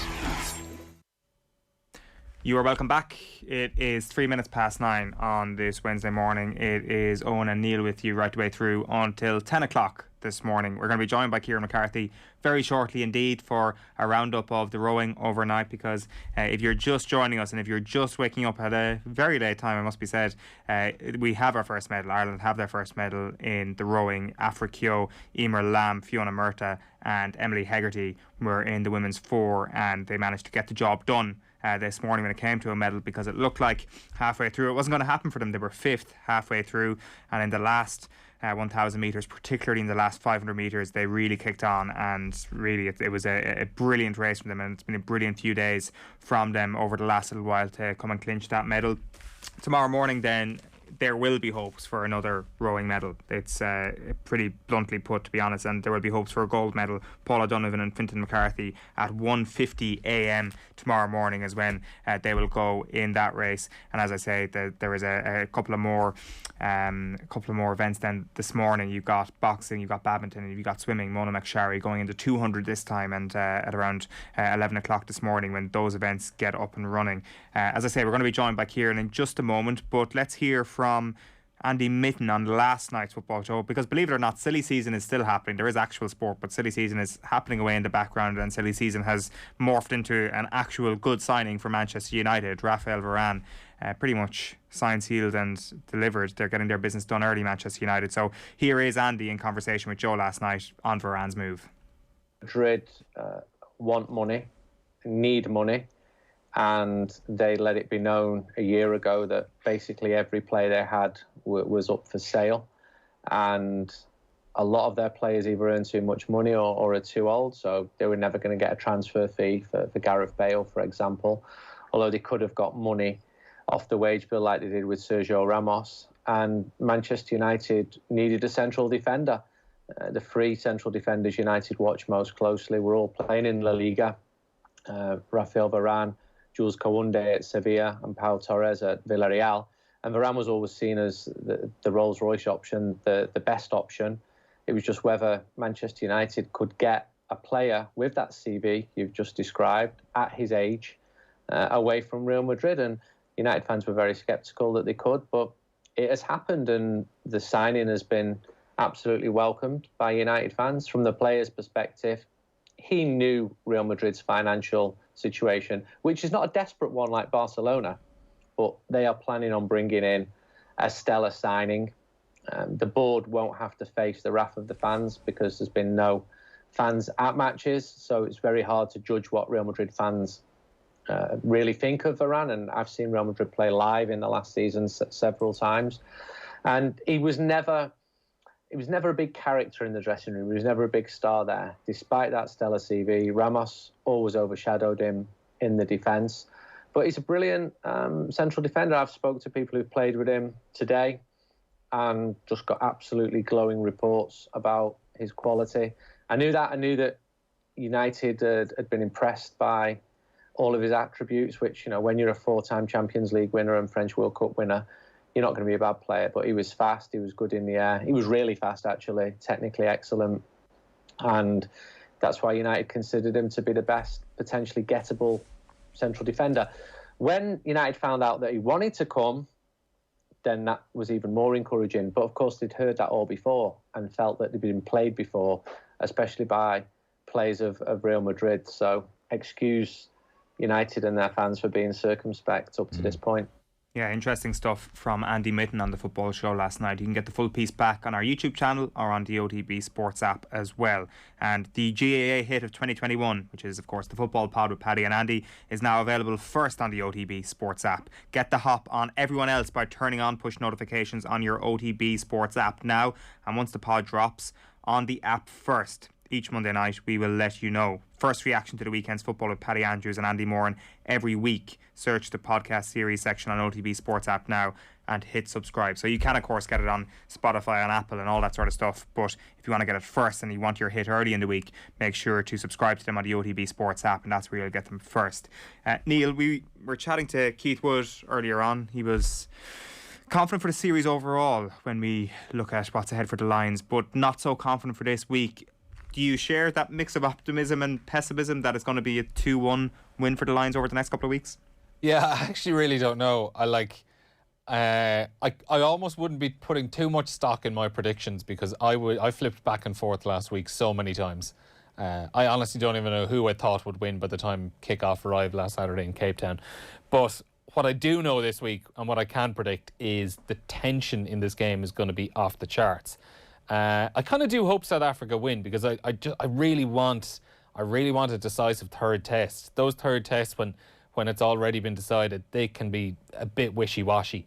You know, teams will kind of rotate their squads around to give everyone a game, and it just doesn't have the same feel to it. Like, you look back at 4 years ago in New Zealand, and after New Zealand win the first test, Lions come back and pulled off a bit of a shock, to be totally honest, by winning that second test in the Cake Tin in Wellington. And it set up that decider is back in Auckland in that third test, and ended up being a draw. And I mean, the tension in that game for the last 20 minutes was just off the charts. It was insane. And even just remembering like the final decision when it looked like New Zealand were going to have a penalty to win the match, and in the end it was overturned. Like, it was just gripping entertainment. And I'm just really looking forward and hoping that we are going to get something like that for a third test. I think as well it's just going to be physically brutal, as Keith was saying, when you look at the way the teams are lined out. Chris Harris coming in for the Lions in the centre, a more physical presence than Elliot Daly. They've got Talupe Faletau on the bench over Hamish Watson, Conor Murray instead of Ali Price, and then South Africa as well, Jasper Wiese instead of like the sevens player that is Quagga Smith, an excellent sevens player, but just doesn't have the physical presence that someone like Jasper Wiese will have had. And South Africa going for the now traditional 6-2 split on the bench for them, having gone 5-3 last week. Like it's all the ingredients that we're going to have just an incredibly physical game of rugby, which probably at times could end up being not the greatest game of rugby, but just gripping and enthralling and almost car crash like, you know. And it's yourself and Brian again this Saturday? It is, yeah. The dream team. 5 p.m. kickoff. Once again, you almost want to be missing it on TV for that commentary duo. You almost want to be in the car. So get your driving done at 5 o'clock on Saturday evening. It'll be live on the OTB Sports app and on News Talk. Right, at 9:10 this morning, we are turning our attention to the big event of the last couple of days. Delighted to welcome Kieran McCarthy to the show. He's sports editor of the Southern Star and author of Something in the Water. Kieran, we are of course talking about Kerry's win against Cork. No, I'm only joking. We are talking about the rowing overnight. Emily Hegarty, Fiona Murtagh, Emer Lamb, Afra Keogh, Ireland's first medalists at the Tokyo 2020 Games, bronze this morning, and lo and behold, one of the four are from Skibbereen, Emily Hegarty, someone I dare say you've covered quite a bit over the last few years. Skibbereen is a common denominator when it comes to Ireland and Olympic rowing medals, it seems. This was Ireland's only second ever rowing medals, obviously following in the footsteps of what Gary and Paul achieved in Rio back in 2016. But what an incredible race it was this morning. The Irish women's four, the first Irish women's crew ever to win an Olympic medal, only the second Irish women's crew ever to get to an A final at an Olympics, and for them to bring home a bronze it's a stunning story, and it's the first medals of these games for Ireland. But I know this is only just after happening, it's live breaking news, but the legacy that this is going to have for the next generation is something I'm really excited about, because we saw how transformative Gary and Paul's silver medal was in 2016, and now you have an Irish women's crew winning an Olympic rowing medal, and surely that's going to have a huge knock-on effect as well. Absolutely. Like, we had Noel Lamb on the show earlier on, Emer's father, and obviously Emer's sister Claire was part of the first women's crew to make an Olympic final in 2016. Obviously the same year that you had the O'Donovan brothers really breaking through as well. It feels that if you wanted to chart the rise of Irish rowing from a good team to a world-beating team, Rio is where the magic began. 100%, because what Gary and Paul showed in 2016, they showed that Irish rowers can win Olympic medals, because in the games before that, Ireland had come close but had never brought home the medal that all of Irish rowing wanted, but Gary and Paul did. So all of a sudden, it became real, it became tangible. Irish rowers knew that they could win an Olympic medal. And I always think back to Fintan McCarthy, who was 19 at the time, and this is the same Fintan now who's in an Olympic final tomorrow morning. Fintan was in the Paragon Bar in Skibbereen on August 12th, 2016, and he was watching on as Gary and Paul won the Olympic silver. And I remember he told me after, he was saying, Jesus, there are two lads from the same club as me who are doing the same programme on the same river, using the same weights and the same boats, and they've won an Olympic medal. So if they can do it, why can't I do it? And now 5 years on, look where Fintan is, on the cusp of another glorious chapter in Irish rowing. So a lot can be traced back to what Gary and Paul did, because it just showed that Irish rowers have the skills and the talent to win the big medals. And we've seen that since, like, Ireland have sent 6 boats to the Olympics. Like, that's a record, 13 rowers. So Irish rowing is on the crest of a wave, if you pardon the pun. And specifically out in Skibbereen and West Cork, Kieran, are we seeing that domino effect even since 2016, as you mentioned, where like Fintan McCarthy sees it and thinks, why not me? Are you seeing that with people even younger, like kids essentially now, who like more and more people who want to get involved in the sport?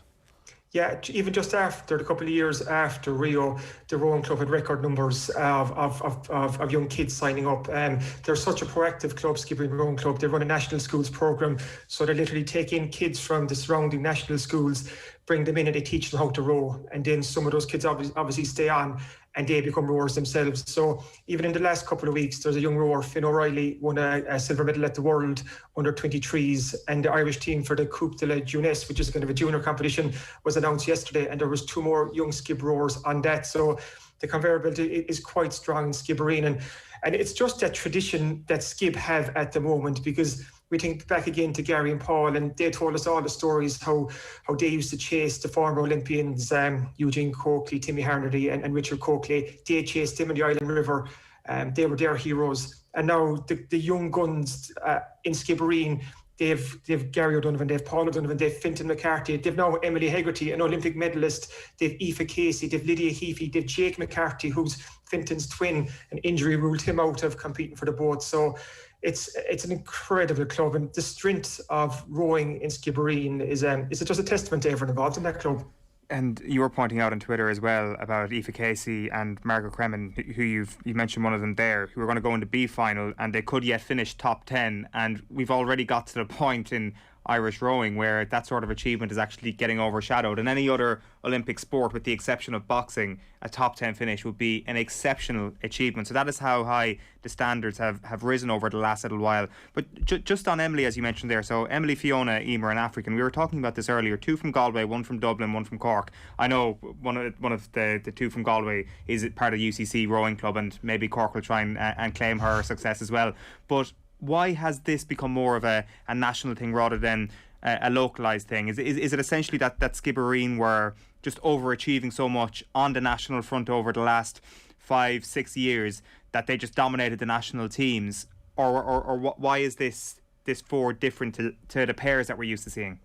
Rowing Ireland deserve huge credit here, because if you think back a couple of years, lightweight rowing was meant to be gone after these Olympic Games. So the 2020 Olympic Games in Tokyo were meant to be the last year of lightweight rowing, and the men's and women's lightweight rowing was being taken out of the Games. So Rowing Ireland then concentrated on heavyweight rowing and building a very strong heavyweight wing, which they have, like the women's 4, Sanita, the men's double, the women's pair. They're all heavyweight boats. So Rowing Ireland did great work there. They brought in an Italian as a high performance director, Antonio Maragiuviano. I probably butchered his name small bit there, so apologies to him. So what they've done, they focused on building that heavyweight side, which they have done to great success. But then last year, we got the news that no one was expecting, that there's been a reprieve for lightweight rowing, and that it will still be there in the Paris Olympics in 2024.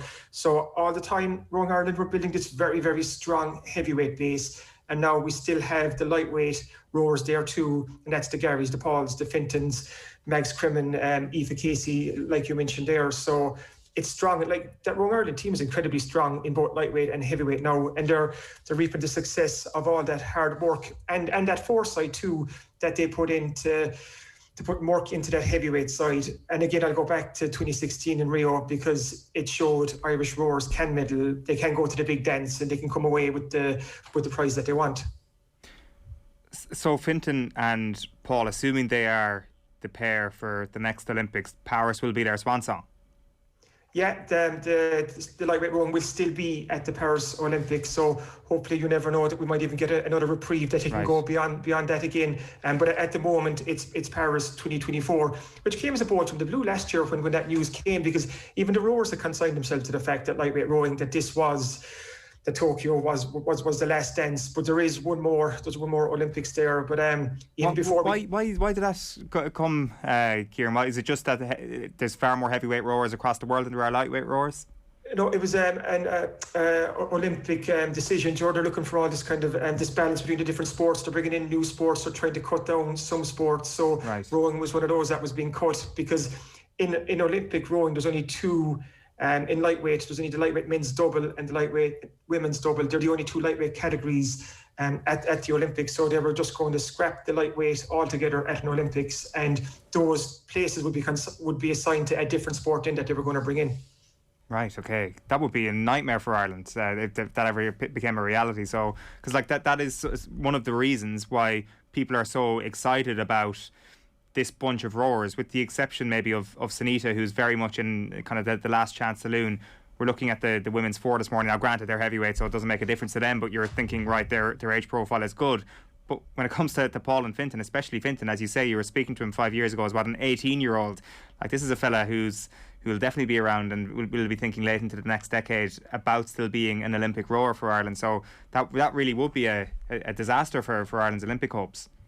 it would be, kind of like to see what happens, and if it is gone after 2024 Olympics, what they can do then, there's always the option for the lightweights to turn heavyweight. It's obviously a big ask, because all of a sudden you're up against fellas who are 6'6" with these strongly built men, and you're talking about lightweights going up against them. But that's not to say it's not possible, because when you have a roar like Paul O'Donovan, who's just incredible, like when you're talking about one of Ireland's greatest sports people, like he has to be in the conversation. That man, he's the best lightweight rower in the world, like, and he's from Ireland, he's from West Cork, he's from Skibbereen, and I think it was last or the year before last, he was down in New Zealand with Gary for a small bit, and Paul hopped in. He took on heavyweights down in New Zealand, and he was beating them down there. So it's not to say it's not possible. Obviously, you'd love for them to stay in the lightweight boat, and that lightweight category at an Olympics, because they're dominant. As you've seen, Paul and Fintan are untouchable right now. So fingers crossed, everything goes to plan tomorrow morning. Is it as simple as that, Kieran, that things just need to go to plan and there's no way anybody can catch them? If everything goes according to plan, they're unbeatable. Like I think that's 12 race wins in a row now. Their last couple of regattas, they won World Gold in 2019, they won European Gold earlier this year, and they won World Cup 2 as well, and they won gold there. And in each of those regattas, they've won their heat semi-finals and final. Like they're untouchable if everything goes according to plan. But sport being sport, you never know what could happen. And if we look at the other AB semi-final in the early hours of this morning, the Norwegian crew capsized, and that Norwegian crew would have been seen as challengers to Paul and Fintan. So it just shows that there is that element of luck involved and the element of the unknown. But let's just say everything goes according to plan. Paul and Fintan are just that good right now that they touch wood, and I keep my fingers and toes crossed all day, and I'll be lighting candles that everything works out for them, because they're definitely good enough to win gold. And they won their semi-final this morning in a world best time. Like, that's incredible stuff. Like, even you think about the pressure and the expectation on those two lads, and it is there. Like, they're odds-on favourites for gold heading off out there. But they can just bat it away and still go out and perform on the big stage with the eyes of the world on them. So it's all coming down to a huge final in the early hours of tomorrow morning. Yeah, you'll have to sign another book deal if they get goals, Kieran. We'll get you on for the new edition of it. Kieran McCarthy, sports editor of the Southern Star and author of Something in the Water. Thanks a million for being with us this morning. Thanks, lads. Delighted to say we're going to be joined by Sheahan Lowry in just a little while. He is, of course, in Tokyo at the moment, and we'll get underway tomorrow in the golf competition. Just a couple of comments coming in over the last little while. Patrick says, congrats to the Irish Rowers on winning bronze. Well done, girls. Mark says, Brett Thompson, who played in the US Sevens, his father is from Ulster. So there you go, Neil. There's another man to... Our medal count is rocketing. Mark says, if Pollard can't finish the game, who covers 10 for South Africa? Leroux is what he asks. Possibly, Neil? or Damien Willemse maybe. Willemse, okay. Old man Willie Boy says, if Pollard can't finish the game, South Africa are effed and they know it. F-starred. Yeah, so it doesn't really matter. That tells us a lot about the mentality in the South African camp. They want/need the game won by the 50th minute. And Gerard says, without Ramos, the direct him Varane is a mistake machine. Madrid fans will shed no tears. Right, at 22 minutes past 9. Delighted to go to Tokyo and welcome Sheahan Lowry to the show. Sheahan, good afternoon to you. How are you keeping? I'm good. How are you?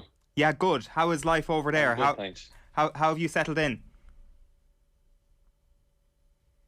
Yeah, grand. I've been here a few days now, so jet lag is, I think, last night I had a good night's sleep, so it was nice. And yeah, I'm pretty okay today. It's just after 5 in the evening here, so just back from the golf course, bit of practice round today, and feeling pretty good and ready to go tomorrow. How does the course look?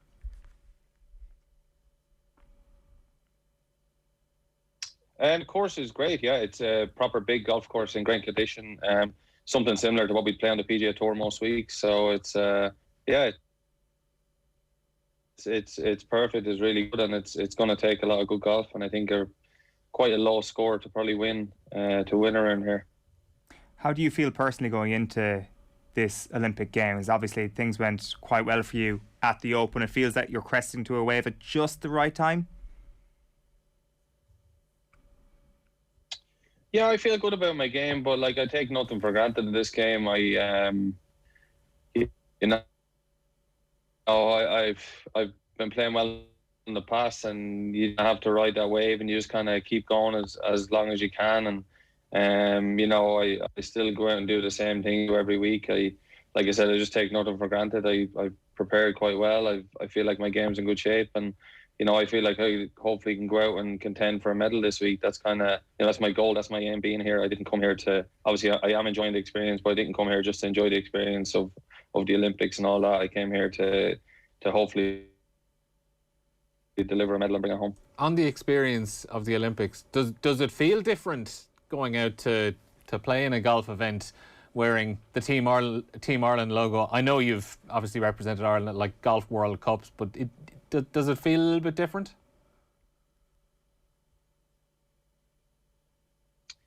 Well, I haven't yet, so I'll tell you tomorrow afternoon or Sunday evening or whenever it is. I think it will be a little bit different. Look, I went down. We're not staying in the village because it's just too far from the course. I went down the village the other day and I met quite a few of the other Irish athletes. And you know, when you see how much the Olympics actually means to people, it's pretty cool that I'm here and I'm involved in it, and I have a chance to go and do something very special. And even when you see the history of the Olympics in Ireland, and obviously I've watched it growing up, and look, I never thought that I'd be at an Olympics competing for Ireland. If I could somehow manage to win, you know, obviously a gold medal would be unbelievable to do something like that, but any medal would be really nice to bring it home. But obviously gold, like, we've not won that many gold medals over the years, and you know, I think it would be just pretty cool to be able to do something like that, and it would be kind of something that you know, my name would probably be in history forever if I did that. So that's kind of, you know, that's what's driving me on this week, the fact that, you know, I've got a chance to do something very special with my week this week, and hopefully I can, you know, give myself a chance. The one thing I want is I'd love a chance Sunday afternoon to have a chance to stand on the podium and hear the national anthem being blared out over the speaker. It would be pretty cool. Yeah, absolutely. Like, even in the rowing this morning, George Hamilton was on commentary and he just put it straight into historical perspective. Even if you leave gold medals aside, 33 medals in 97 years, I think was the stat that he had. Only 32 people are actually lucky enough to have one. And I presume it's when you see something like that this morning in the rowing, or as you say, when you're chatting to some of the other Irish athletes, you then really start to get true perspective on what winning a medal and what importance that would have over the course of the next couple of days. Yeah, exactly. You know, and you see, you know, obviously you watch other countries and you see them picking up medals pretty easy. Obviously not easy because they work very hard and they're very successful at what they do to do it. But, you know, and you see we won our first medal obviously at this games today, and I'd love to be able to just produce a medal for Team Ireland and to bring it home. That's, you know, I just love to be able to do something like that. And obviously I hope some of the other athletes over the next few days and next couple of weeks can win a couple of medals as well, and you know, hopefully we can have a good Olympics as a team. So yeah, like I said, I just, you know, I'm very focused and very driven on my goal this week, and I just hope that I can perform to the best of my ability and like we said, you know, do something very special. Your brother is caddying for you this week? He is, yeah. Alan's caddied for me a few times before, and he does a good job. So he's here this week, and you know, we've had a good few days. We haven't fallen out yet, so it's nice. It's kind of a family thing. It's pretty cool. Obviously, Bo will be back next week in Memphis. Just to have my brother here experiencing the whole thing with me is pretty cool as well. And like I said, he does a great job. So yeah, looking forward to getting going now tomorrow. You know, big weeks like this, you know, this week and majors and stuff like that, big weeks, I'm always very excited and very anxious to get going. So I'm just looking forward to teeing it up in the first tee tomorrow and get my week underway and hopefully shooting a good number tomorrow and put myself right there for the rest of the week. This might be a stupid question, Shane, but if you were to get a medal at these games, would your brother also get one as a caddy? He doesn't know. Caddies don't get one. So, I think that's a bone of contention with the caddies. Yeah, but no, he doesn't get one. But I'm sure he'll get a nice little gift from me if he does help me to win a medal. Surely, a caddy for a gold medal winner would have Bo looking over his shoulder. Well, Alan, I was going to say Alan actually works, but caddies do actually work. But Alan's got a job and he's pretty happy doing that. He lives in Dublin and he works for Deloitte, so he's doing that there. He took a week off this week to come and do it. Look, when I asked him at the start, in the middle of this year, and we knew it was going to be COVID. We thought we were going to be able to, experience the whole Olympics and go to some events and stuff like that. That would have been pretty cool. We're not able to do that. We're just kind of, we're in our hotel and we're at the golf course, but it is pretty cool that we're both there together. My parents are sitting at home. They're two proud parents, and all my family are very excited about the whole thing. So it'd be pretty cool if I could, play some good golf and get myself into contention and give everyone at home something to cheer about the weekend. Have you been chatting much to Rory over the last couple of days? I know you're not staying in the same area. We are, yeah. We're together. We played 18 holes today, so we played the golf course today together, and we enjoyed our practice round. It was pretty hot out there today. It was very hot today actually. So Rory's obviously here this week, and he's here to, he's a professional golfer, so he's here to compete and to contend and try. I'm sure to try and win a medal. We're obviously in a team. We're on the same team, but at the end of the day, we're competing again for one of 3 spots. So he played some good golf today, and I'm sure he's pretty excited about the week and pretty eager to go out and play some good golf. On the approach you might have, Shane, when you're out there, obviously you're not talking about prize money, you're not talking about Ryder Cup points, things like that. Does it change your approach that players are maybe a bit more inclined to be more attacking and just go for it because 4th place is the same as 14th or 40th?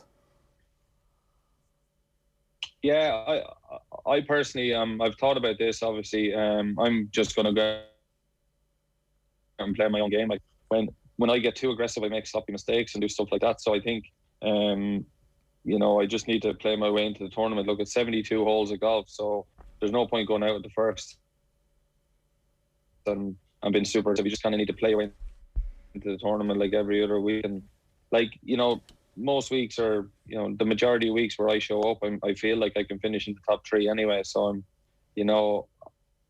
I will go out game plan, and I have my game plan ready for this golf course, and I just need to go out and execute that now. That's the way I look at it. Whether I am more aggressive than I normally am, no, I won't be. I think I'll just be the same. Look, I'm an aggressive golfer anyway, and I like to try and make a lot of birdies, but I'm aggressive when I need to be, and I kind of know when to back off when I need to as well. So it'll be interesting to see how it plays out, when you get to the weekend, and depending on how many shots behind you are or many shots ahead you are of certain positions, it'll be interesting to see how it plays out. Because look, it is different. I know there's probably a few guys here that were in Rio, but this is my first experience of this, so it will be different, and it will be different come the weekend. But hopefully, I can handle all of that and play some good golf. It will be interesting because I don't know. People over the last couple of days have been saying that there are certain Olympic sports where the Olympics is the be-all and end-all, and people have been unfairly beating golf with this stick that, there'll be another major or another week to win a competition. But people are forgetting that you guys are cold-blooded killers on the golf course, and once you get into contention after 2 days, you guys will be thirsty for that gold medal. Yeah, look, it doesn't matter if I'm out playing my friends at home for €5 or whether I'm here competing for a gold medal. I want to play my best, and I'm a competitor at the end of the day, and I'm probably one of the most competitive men in the world, and Rory's the same. And like at the end of the day, we're here, we're proud golfers. We want to go out and compete, and we want to do our best, and we want to shoot our best scores. So whether it be a British Open or a Masters or an Olympics, we want to go out and win the tournament. So we're all here now, and like you said, look, golf's a funny one because it's not the other athletes that I spoke to in the village, they've been training for 5 years for this, and it's like and you see them getting knocked out, and you see how dejected they are, and for us golfers, it's not that it's just another week, but it's it's another big week in our calendar. We've got a lot of big weeks in our calendar every year, and this for us is obviously a huge week, and it's a huge week for me.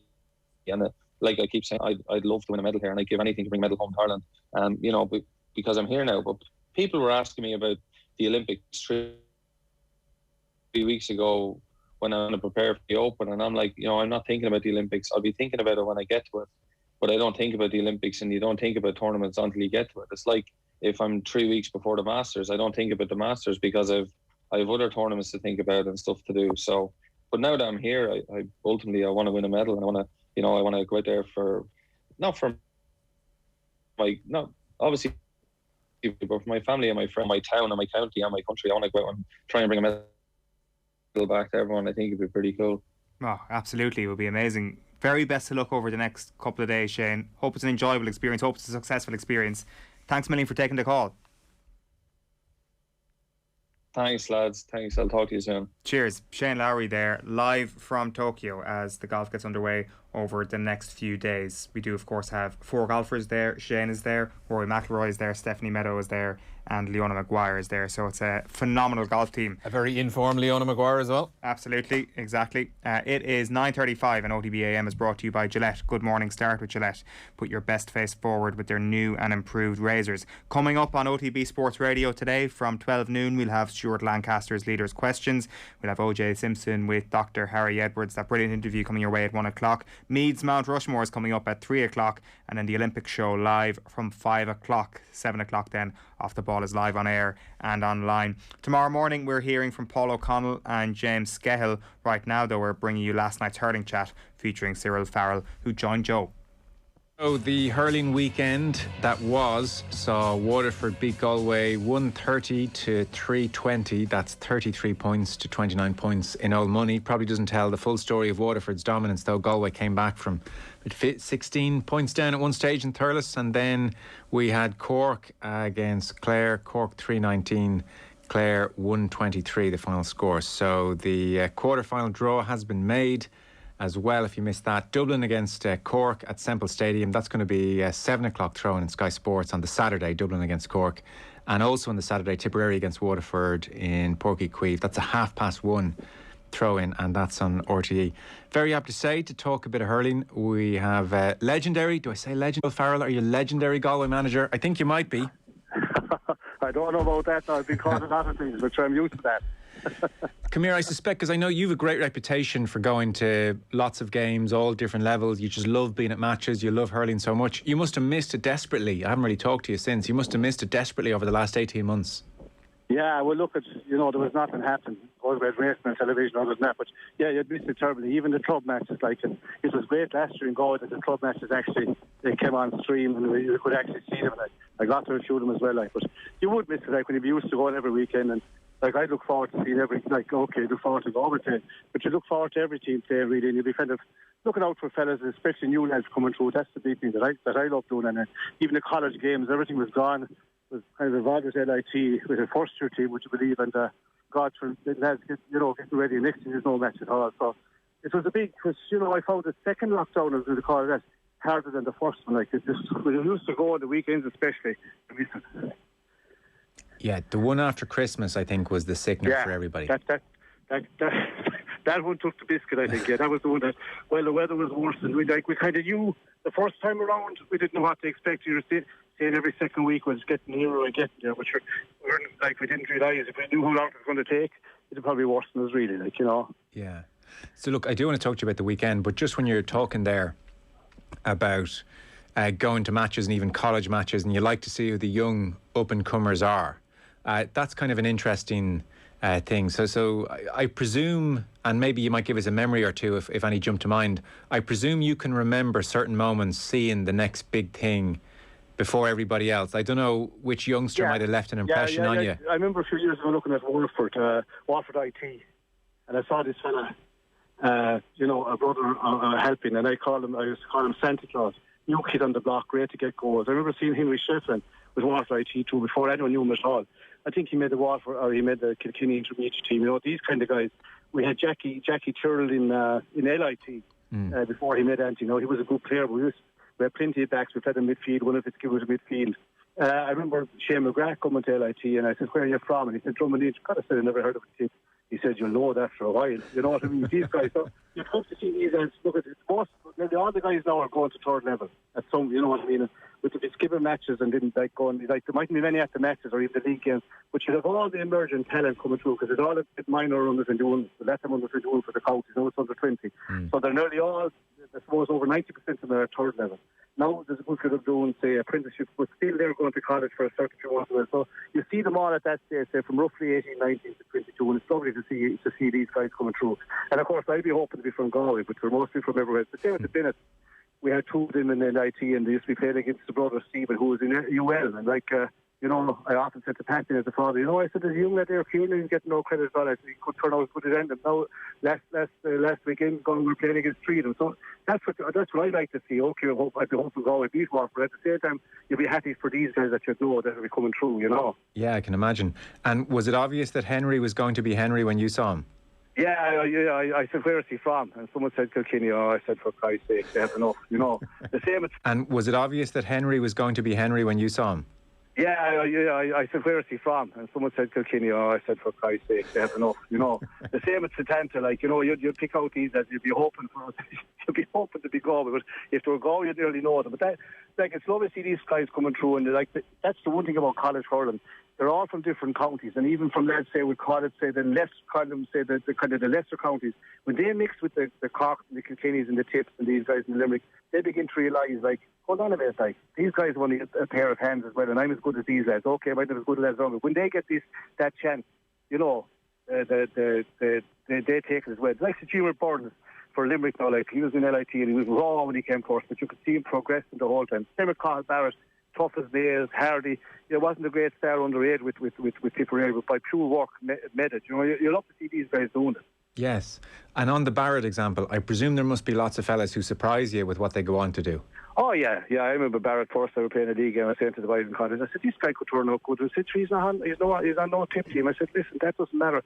He'd probably make a tip under 21. I think he made the panel that year, The likes of Conor Mahoney coming through that wasn't on any team either, came out with the blue. And that's what you want. It's lovely to see. But they're developing college because they're getting older and they're mixing, say, with other county fellas, and they kind of realise how good they could be, especially if they come from a club that mightn't be at the top. If you're with a top senior club, you're getting exposure. But if you're from a small club, you mightn't get any exposure. So to the games at the weekend then, Waterford 130, Galway 320. For people who didn't see this game, Galway were down by 12 at half time. They were down by 15 or 16 at one stage, and they came back really well, in fairness to them, late on. But really, they weren't in this for most of the game. I think everybody was half expecting a bit of a kick from Galway after the defeat to Dublin. So this is kind of really worrying now. There's a real sense of, is this end of era territory? Yeah, it's really worrying because it's the very same against Dublin. No energy in the team. No pace in the team. And these guys are good hurlers, but for whatever reason, they seem to be stuck to the ground and no pace at all. It showed up against Dublin. Dublin deserved to win, but definitely against Waterford for 3/4 of the game, they were completely overrun. I think going into the last water break, I think it was 16 points in it. They just seemed to be gone out of reach. Now, to be fair to them, they fought back and a few lads came on and they said, okay, Joe Cannon made 1 or 2 or 3 sublime passes. They 13 that you wouldn't put to the eye of a needle. Jason Flynn came on and he has skill. This guy could kill you in 2 or 3 minutes. He mightn't do it in over 20, but he has that ability. And stuck them into that next door back in the game. But to be okay, go would accept the win. But it would be an injustice if Waterford didn't win because they deserve to win. Great pace all over the pitch. Jamie Barron back again, hadn't been trained late. It was like a little pocket rocket all over the place. And they like the Shane Bennett in centre back, very good up front. Hudson kind of on a one-man forward. But what they were doing is they were coming from deep from midfield, half back, and attacking in droves. And the goal backs were overran. And they were scoring freely, from after the first water break, the sizing up to that. After that, going in before half time, they just stretched. And it was getting out of reach of Galway. Couldn't get at them at all. And that Galway team probably has been on the road a good while, and I'd say a good few players have been around. Maybe not old in age, but old in hurling. So it's probably they're going to need an injection of new blood starting off, for next year's campaign anyway. So they've been around, maybe not old in age, but old in hurling. So it's probably they're going to need an injection of new blood starting off, for next year's campaign anyway. So, Cyril, at the start of the year when Galway, gave Limerick a good rattle, and there was a general assumption, it seemed across the country, that if anyone was going to put it up to Limerick, Galway might be best placed to do it. Were you of that opinion at the time, or did you have your worries? I would feel Galway on their day are keeping it putting up to anyone, but they've been disappointing. You know what I mean? Like the Dublin game, it keeps going back to that. Very, very flat, no energy. like everyone's saying, well, maybe it's Dublin for granted, but it didn't, because like for Dublin, up to that, any time we play them, it's kind of, I suppose, last 7 times, I think it's 4-3 for Dublin. But they're even like, they always get it hard to win. But like, the game was there to win, and that he put them on the back foot. And when they got the extra week, you say, well, like, they're getting a second chance. And okay, Waterford are going to come on guns blazing. Now, Waterford had a game, but Galway got the week off, the extra week off, you say, it was going to help them. And you'd be expecting to come out, you expect them to pop, you know, to explode at the start, but they never can, you know. And you know, now they're at a crossroads, and they would be expecting to challenge for All Ireland title. But like I would think now, the expectancy now would be that they kind of need a lot of new blood just to revitalise kind of team. Something like if you look at Mayo last Sunday. Like, you know, James Horton has brought in a lot of young guys with a few of the older guys, and he seems to brought new energy into the team. It's very hard to keep going to the well the whole time with the same guys if they're not doing it. And definitely that team, that panel is at a crossroads. Yeah. So you think it is a crossroads as opposed to somehow they got their training wrong? Yeah, well, look, to try, I wasn't at the training now, but whatever they're doing, like, I don't know whether it's the strength and condition, whatever training they're doing, they're running, whatever aspect they're doing, they seem to be stuck. Look, they look fit. And I know they've trained hard, and you know, they look perfect specimens of athletes, but as regards movement, that team hasn't got it at the moment. And like, you look at St. Alex Limerick moving all them, Waterford moving all them. Now, to me, Tip would be a little bit like Galway. Very good hurlers, would be lacking a bit of pace, but still very, very good hurlers. Where, you know, Dublin has movement. You know, they will be. You know, Cork has movement. At the modern game, you need movement and you need to be able to hurl. But like, if you haven't got the pace, you're going to be in trouble. Yeah.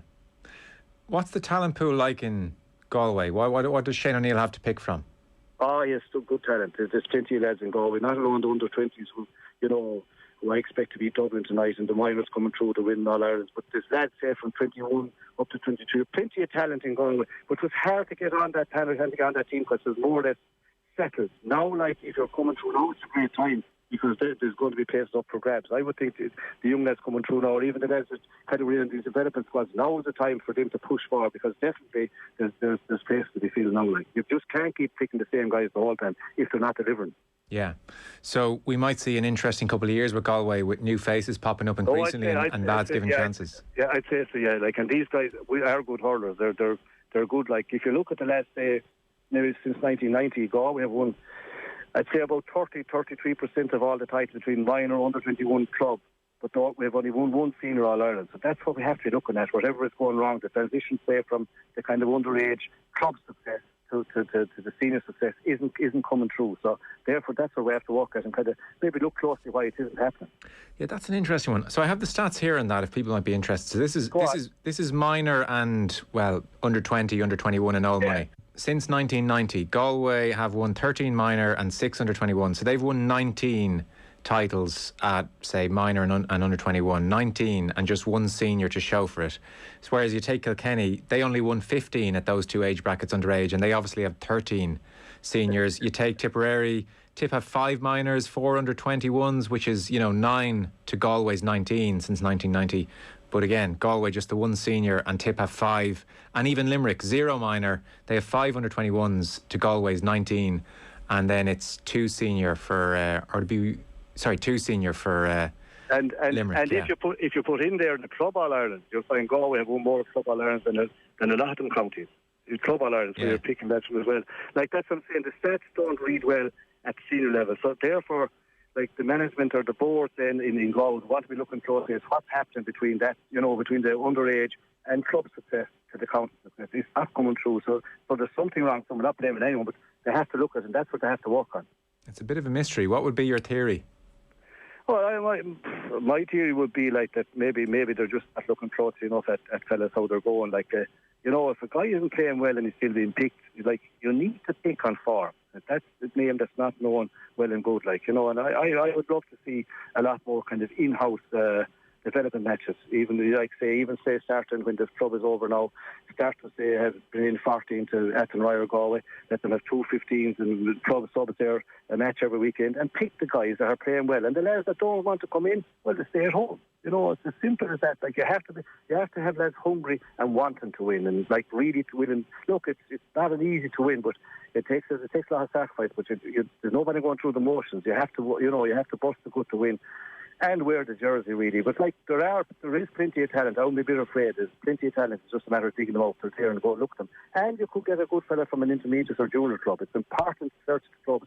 They're all there really. There's like these young fellas that you're talking about winning, they're not going away to America, Australia. They're all in college somewhere. Or they're all around. So it's a matter of digging them out and getting them wanted to play and make it attractive for them to play, that they want to get in there into that senior dressing room. It's very easy to say of this current batch, well, geez, they only won one, they should have won more, but they were a great team, very likeable team in many ways as well. Ah, yeah, they were great. Look at that. They don't owe anything to anyone. They were brilliant hurlers and still are. You know what I mean? Like, I feel sorry that they haven't won more, but they were in hard luck along the way. And you're going to meet great teams. You can be luckier and lucky. But, like, if you're over a team, you can't keep going to the well with the same guys if they're not delivering. You have to change something. You know what I mean? Either they go or you go. You have to bite the bullet, really. You know, and I would always take example looking at Brian Cody and Kilkenny. Like, if you look at the icons that have gone off his team, the likes of the Henry Shefflin's got the modern Henry Shefflin, Tommy Welch, J.J. Delaney, Jackie Tyrrell, they're all gone, did their job, won their matches, won it hard, won it fair, and they've all slipped off. And another lad, like, really, when you put on a county jersey, you're going to represent it as best you can, but you're only holding it to pass it on in a better position to the next guy. It isn't yours for life, like, you know what I mean? To me, Kilkenny, if you're looking at a template, that's what I'd be looking at, how they do it. Like, you know, and they are the most successful when you look at it. They haven't won as many mile round 21 lately, but like what Brian Cody and his management have done, like, it's unreal, really.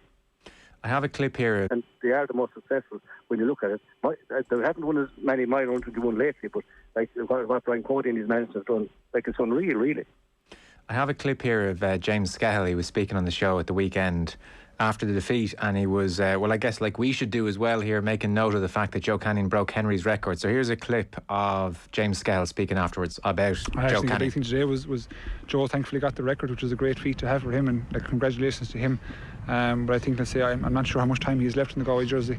You look at the team as a whole, the panel as a whole, I think it's in need of rejuvenation. I think it's in need of an injection of youth, whereby we need to take some of these minors that we've won the last four of, or 3 or 4, and integrate them into the team sooner rather than later, and try build a team, not for today or tomorrow, but I think for a couple of years' time. And that's important. I think if we keep going with the clientele we have at the moment, we'll get probably similar results as we had today. I honestly don't know where the result came out of. Like, when you look at their league form, so championship form was chalk and cheese. So I'm not sure what evidence there was shown today to tell you that the same group or the same players can challenge for an Ireland next year. So I think there's going to be a lot of soul searching done. The guys in the team who have been there for 10, 12 years, they'll probably look at their situation, and they look at the team and they'll say, am I going to put in this much effort for 12 more months? Is there not Ireland in this team? When you're facing the likes of Limericks, and you're facing the Corks, who have all the youth coming through and they're there to stay, I think there's going to be a lot of questions asked, but I'd say there could be 3 or 4 timers in Galway at this stage. Yeah, you can sense the disappointment. So Joe Canning's going to be on our breakfast show tomorrow, so we'll get a sense of what he's thinking. But I'm sort of surprised as well, Cyril, the amount of people saying, well, is it the end of the road for Joe Canning? I mean, he's still only 32. I know he's been on this road a long time, but surely there's a few more years in Joe, or is there? Oh, yeah, like if you were going over Galway at the moment, you'll be keeping, okay, you might play him every game, but you look at, he's good enough to play in any team, and like, he's a fantastic hurler, one of the best Galway ever. The best three, like, the top, when you think of it in my time, the likes of John Conley, the likes of Joe Cooney, now Joe Canning, they're all JSCs. It's kind of ironic, really. But Joe is still like you saw there in after the last water break, he pinned passes, caught balls out there, and he pinned passes that no one would probably be able to do. Like, he picked out the likes of Jason Flynn for 2 goals. Like, spun them hard and give them great. He still has a future if he wants to. Like, and again, they mightn't have to use him. Like, and James was referring there to the league. You see, the league this year, when there's no relegation, the league was only, to me, this was only like opening the pitch, kind of an exhibition matches, and you couldn't be reading too much in it. And like, we didn't carry our form into it, but like, maybe we were looking, maybe Galway supporters or managers were looking too much at the league, thinking the form is good. Other teams were trying out, everyone was trying out for this, but like, it wouldn't worry me about if lads, whoever's over the team next year, like whoever they pick, there's plenty of guys, but like, you still need the best guys in there, like and Joe Canning will be one of them. Now look, I'd always say when it's anything about retiring, a good player can retire 3 times, and if you know what I mean, because even though they retire, if they're good enough, the manager usually go after them again, entice them back for summer hurling, maybe not the winter trade, you know what I mean? All you want out of the likes of Joe, maybe bring on with 20 minutes to go, it'd be great impact up if you wanted to do that. Like, he's good enough, like, he's still a good hurler.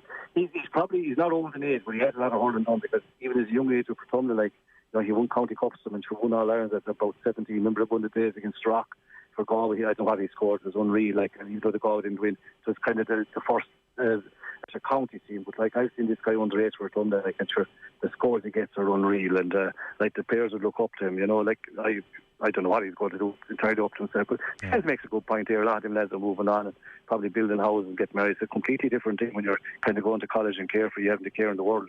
You know, now some of them would have, so that's coming down. But that's all down the road. I wouldn't, if I was manager or players, I'd be hoping no one to make a rash decision, just take a nice, you know, they have to go back to their clubs now and get ready for their clubs and, you know, take the time of making a decision, like going into the winter months after a while, and, you know, when the summer comes again, it's a different ballgame, and, you know, like the ball is flying, and with the help of God, we'll be doing the same thing again next summer, but there's big decisions to be made, but I wouldn't go like, okay, when you lose, everyone shoot the manager and shoot the players.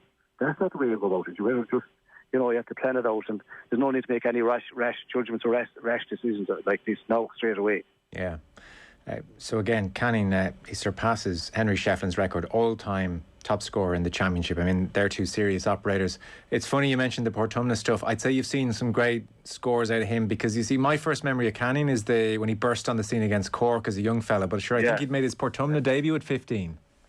Yeah, actually, yeah, he was unreal. I remember a college game when we had him in LIT. He was unreal, brilliant at him. And he took a line ball, put it just wide, and went wide the near side, and kind of set him at heart. And G. Joe, I said, look, leave it to wide the far side, get it across the goal. So the same thing the second half, which is the same position, but playing the other way.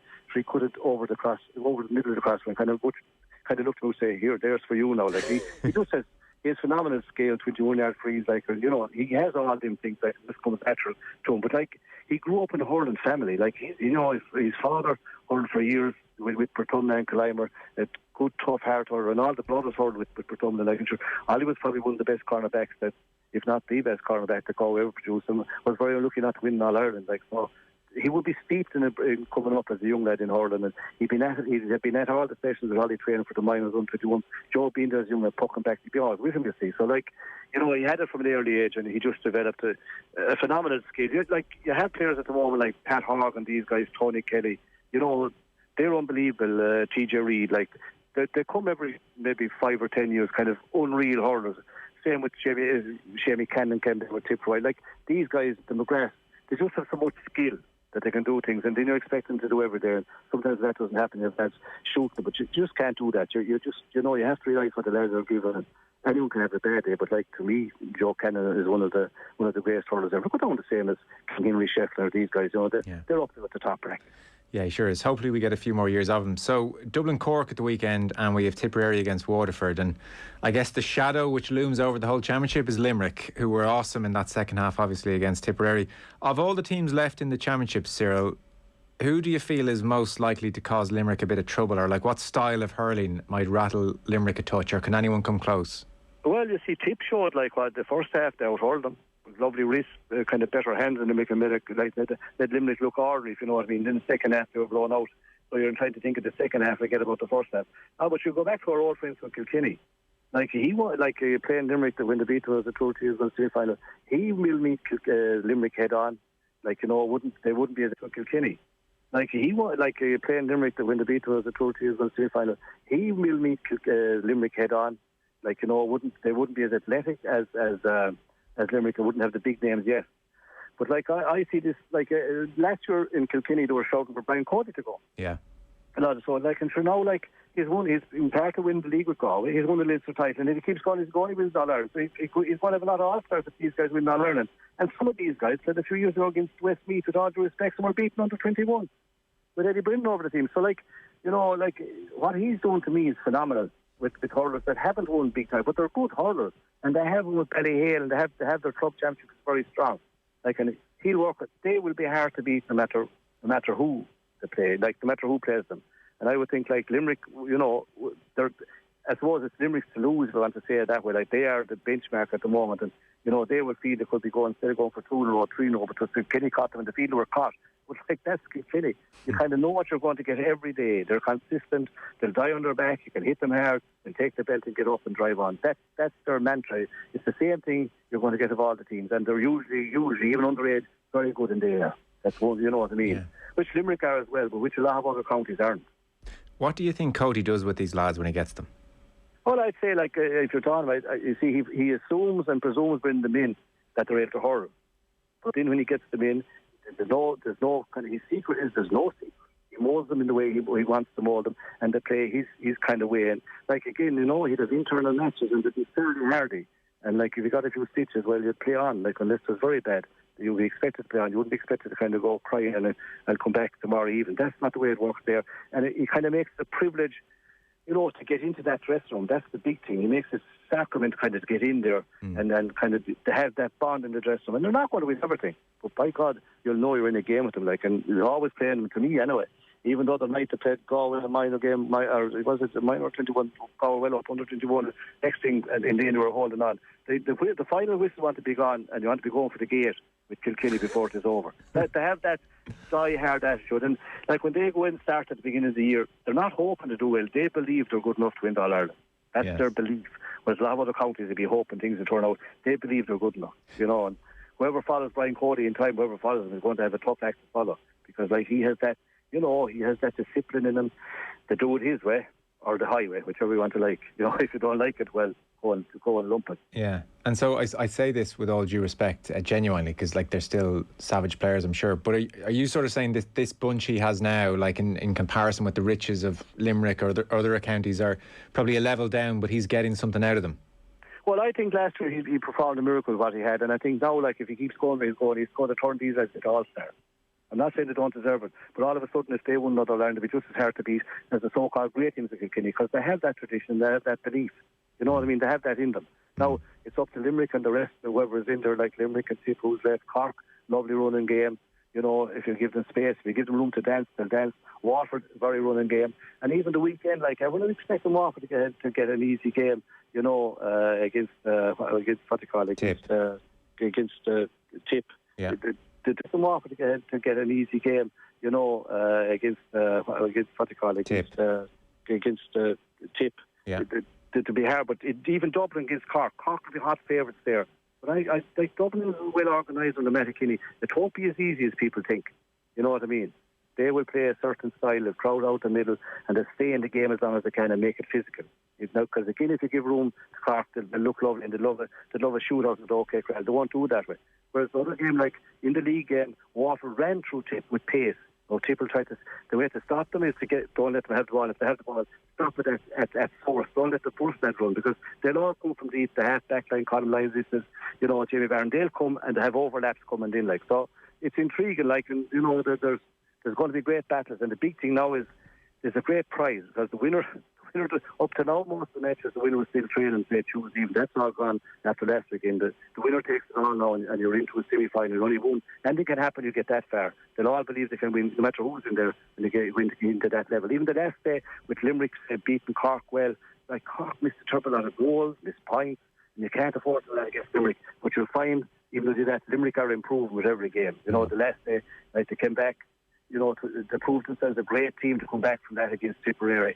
And, like, they got some fantastic scores. That's going to set them up. But they wouldn't want to fall as far behind again. Like, John Kiley won't want them to fall that far behind and have to come from that deep again. Well, listen. OTB AM. With Gillette, put your best face forward with our new and improved razors. OTB Sports Radio.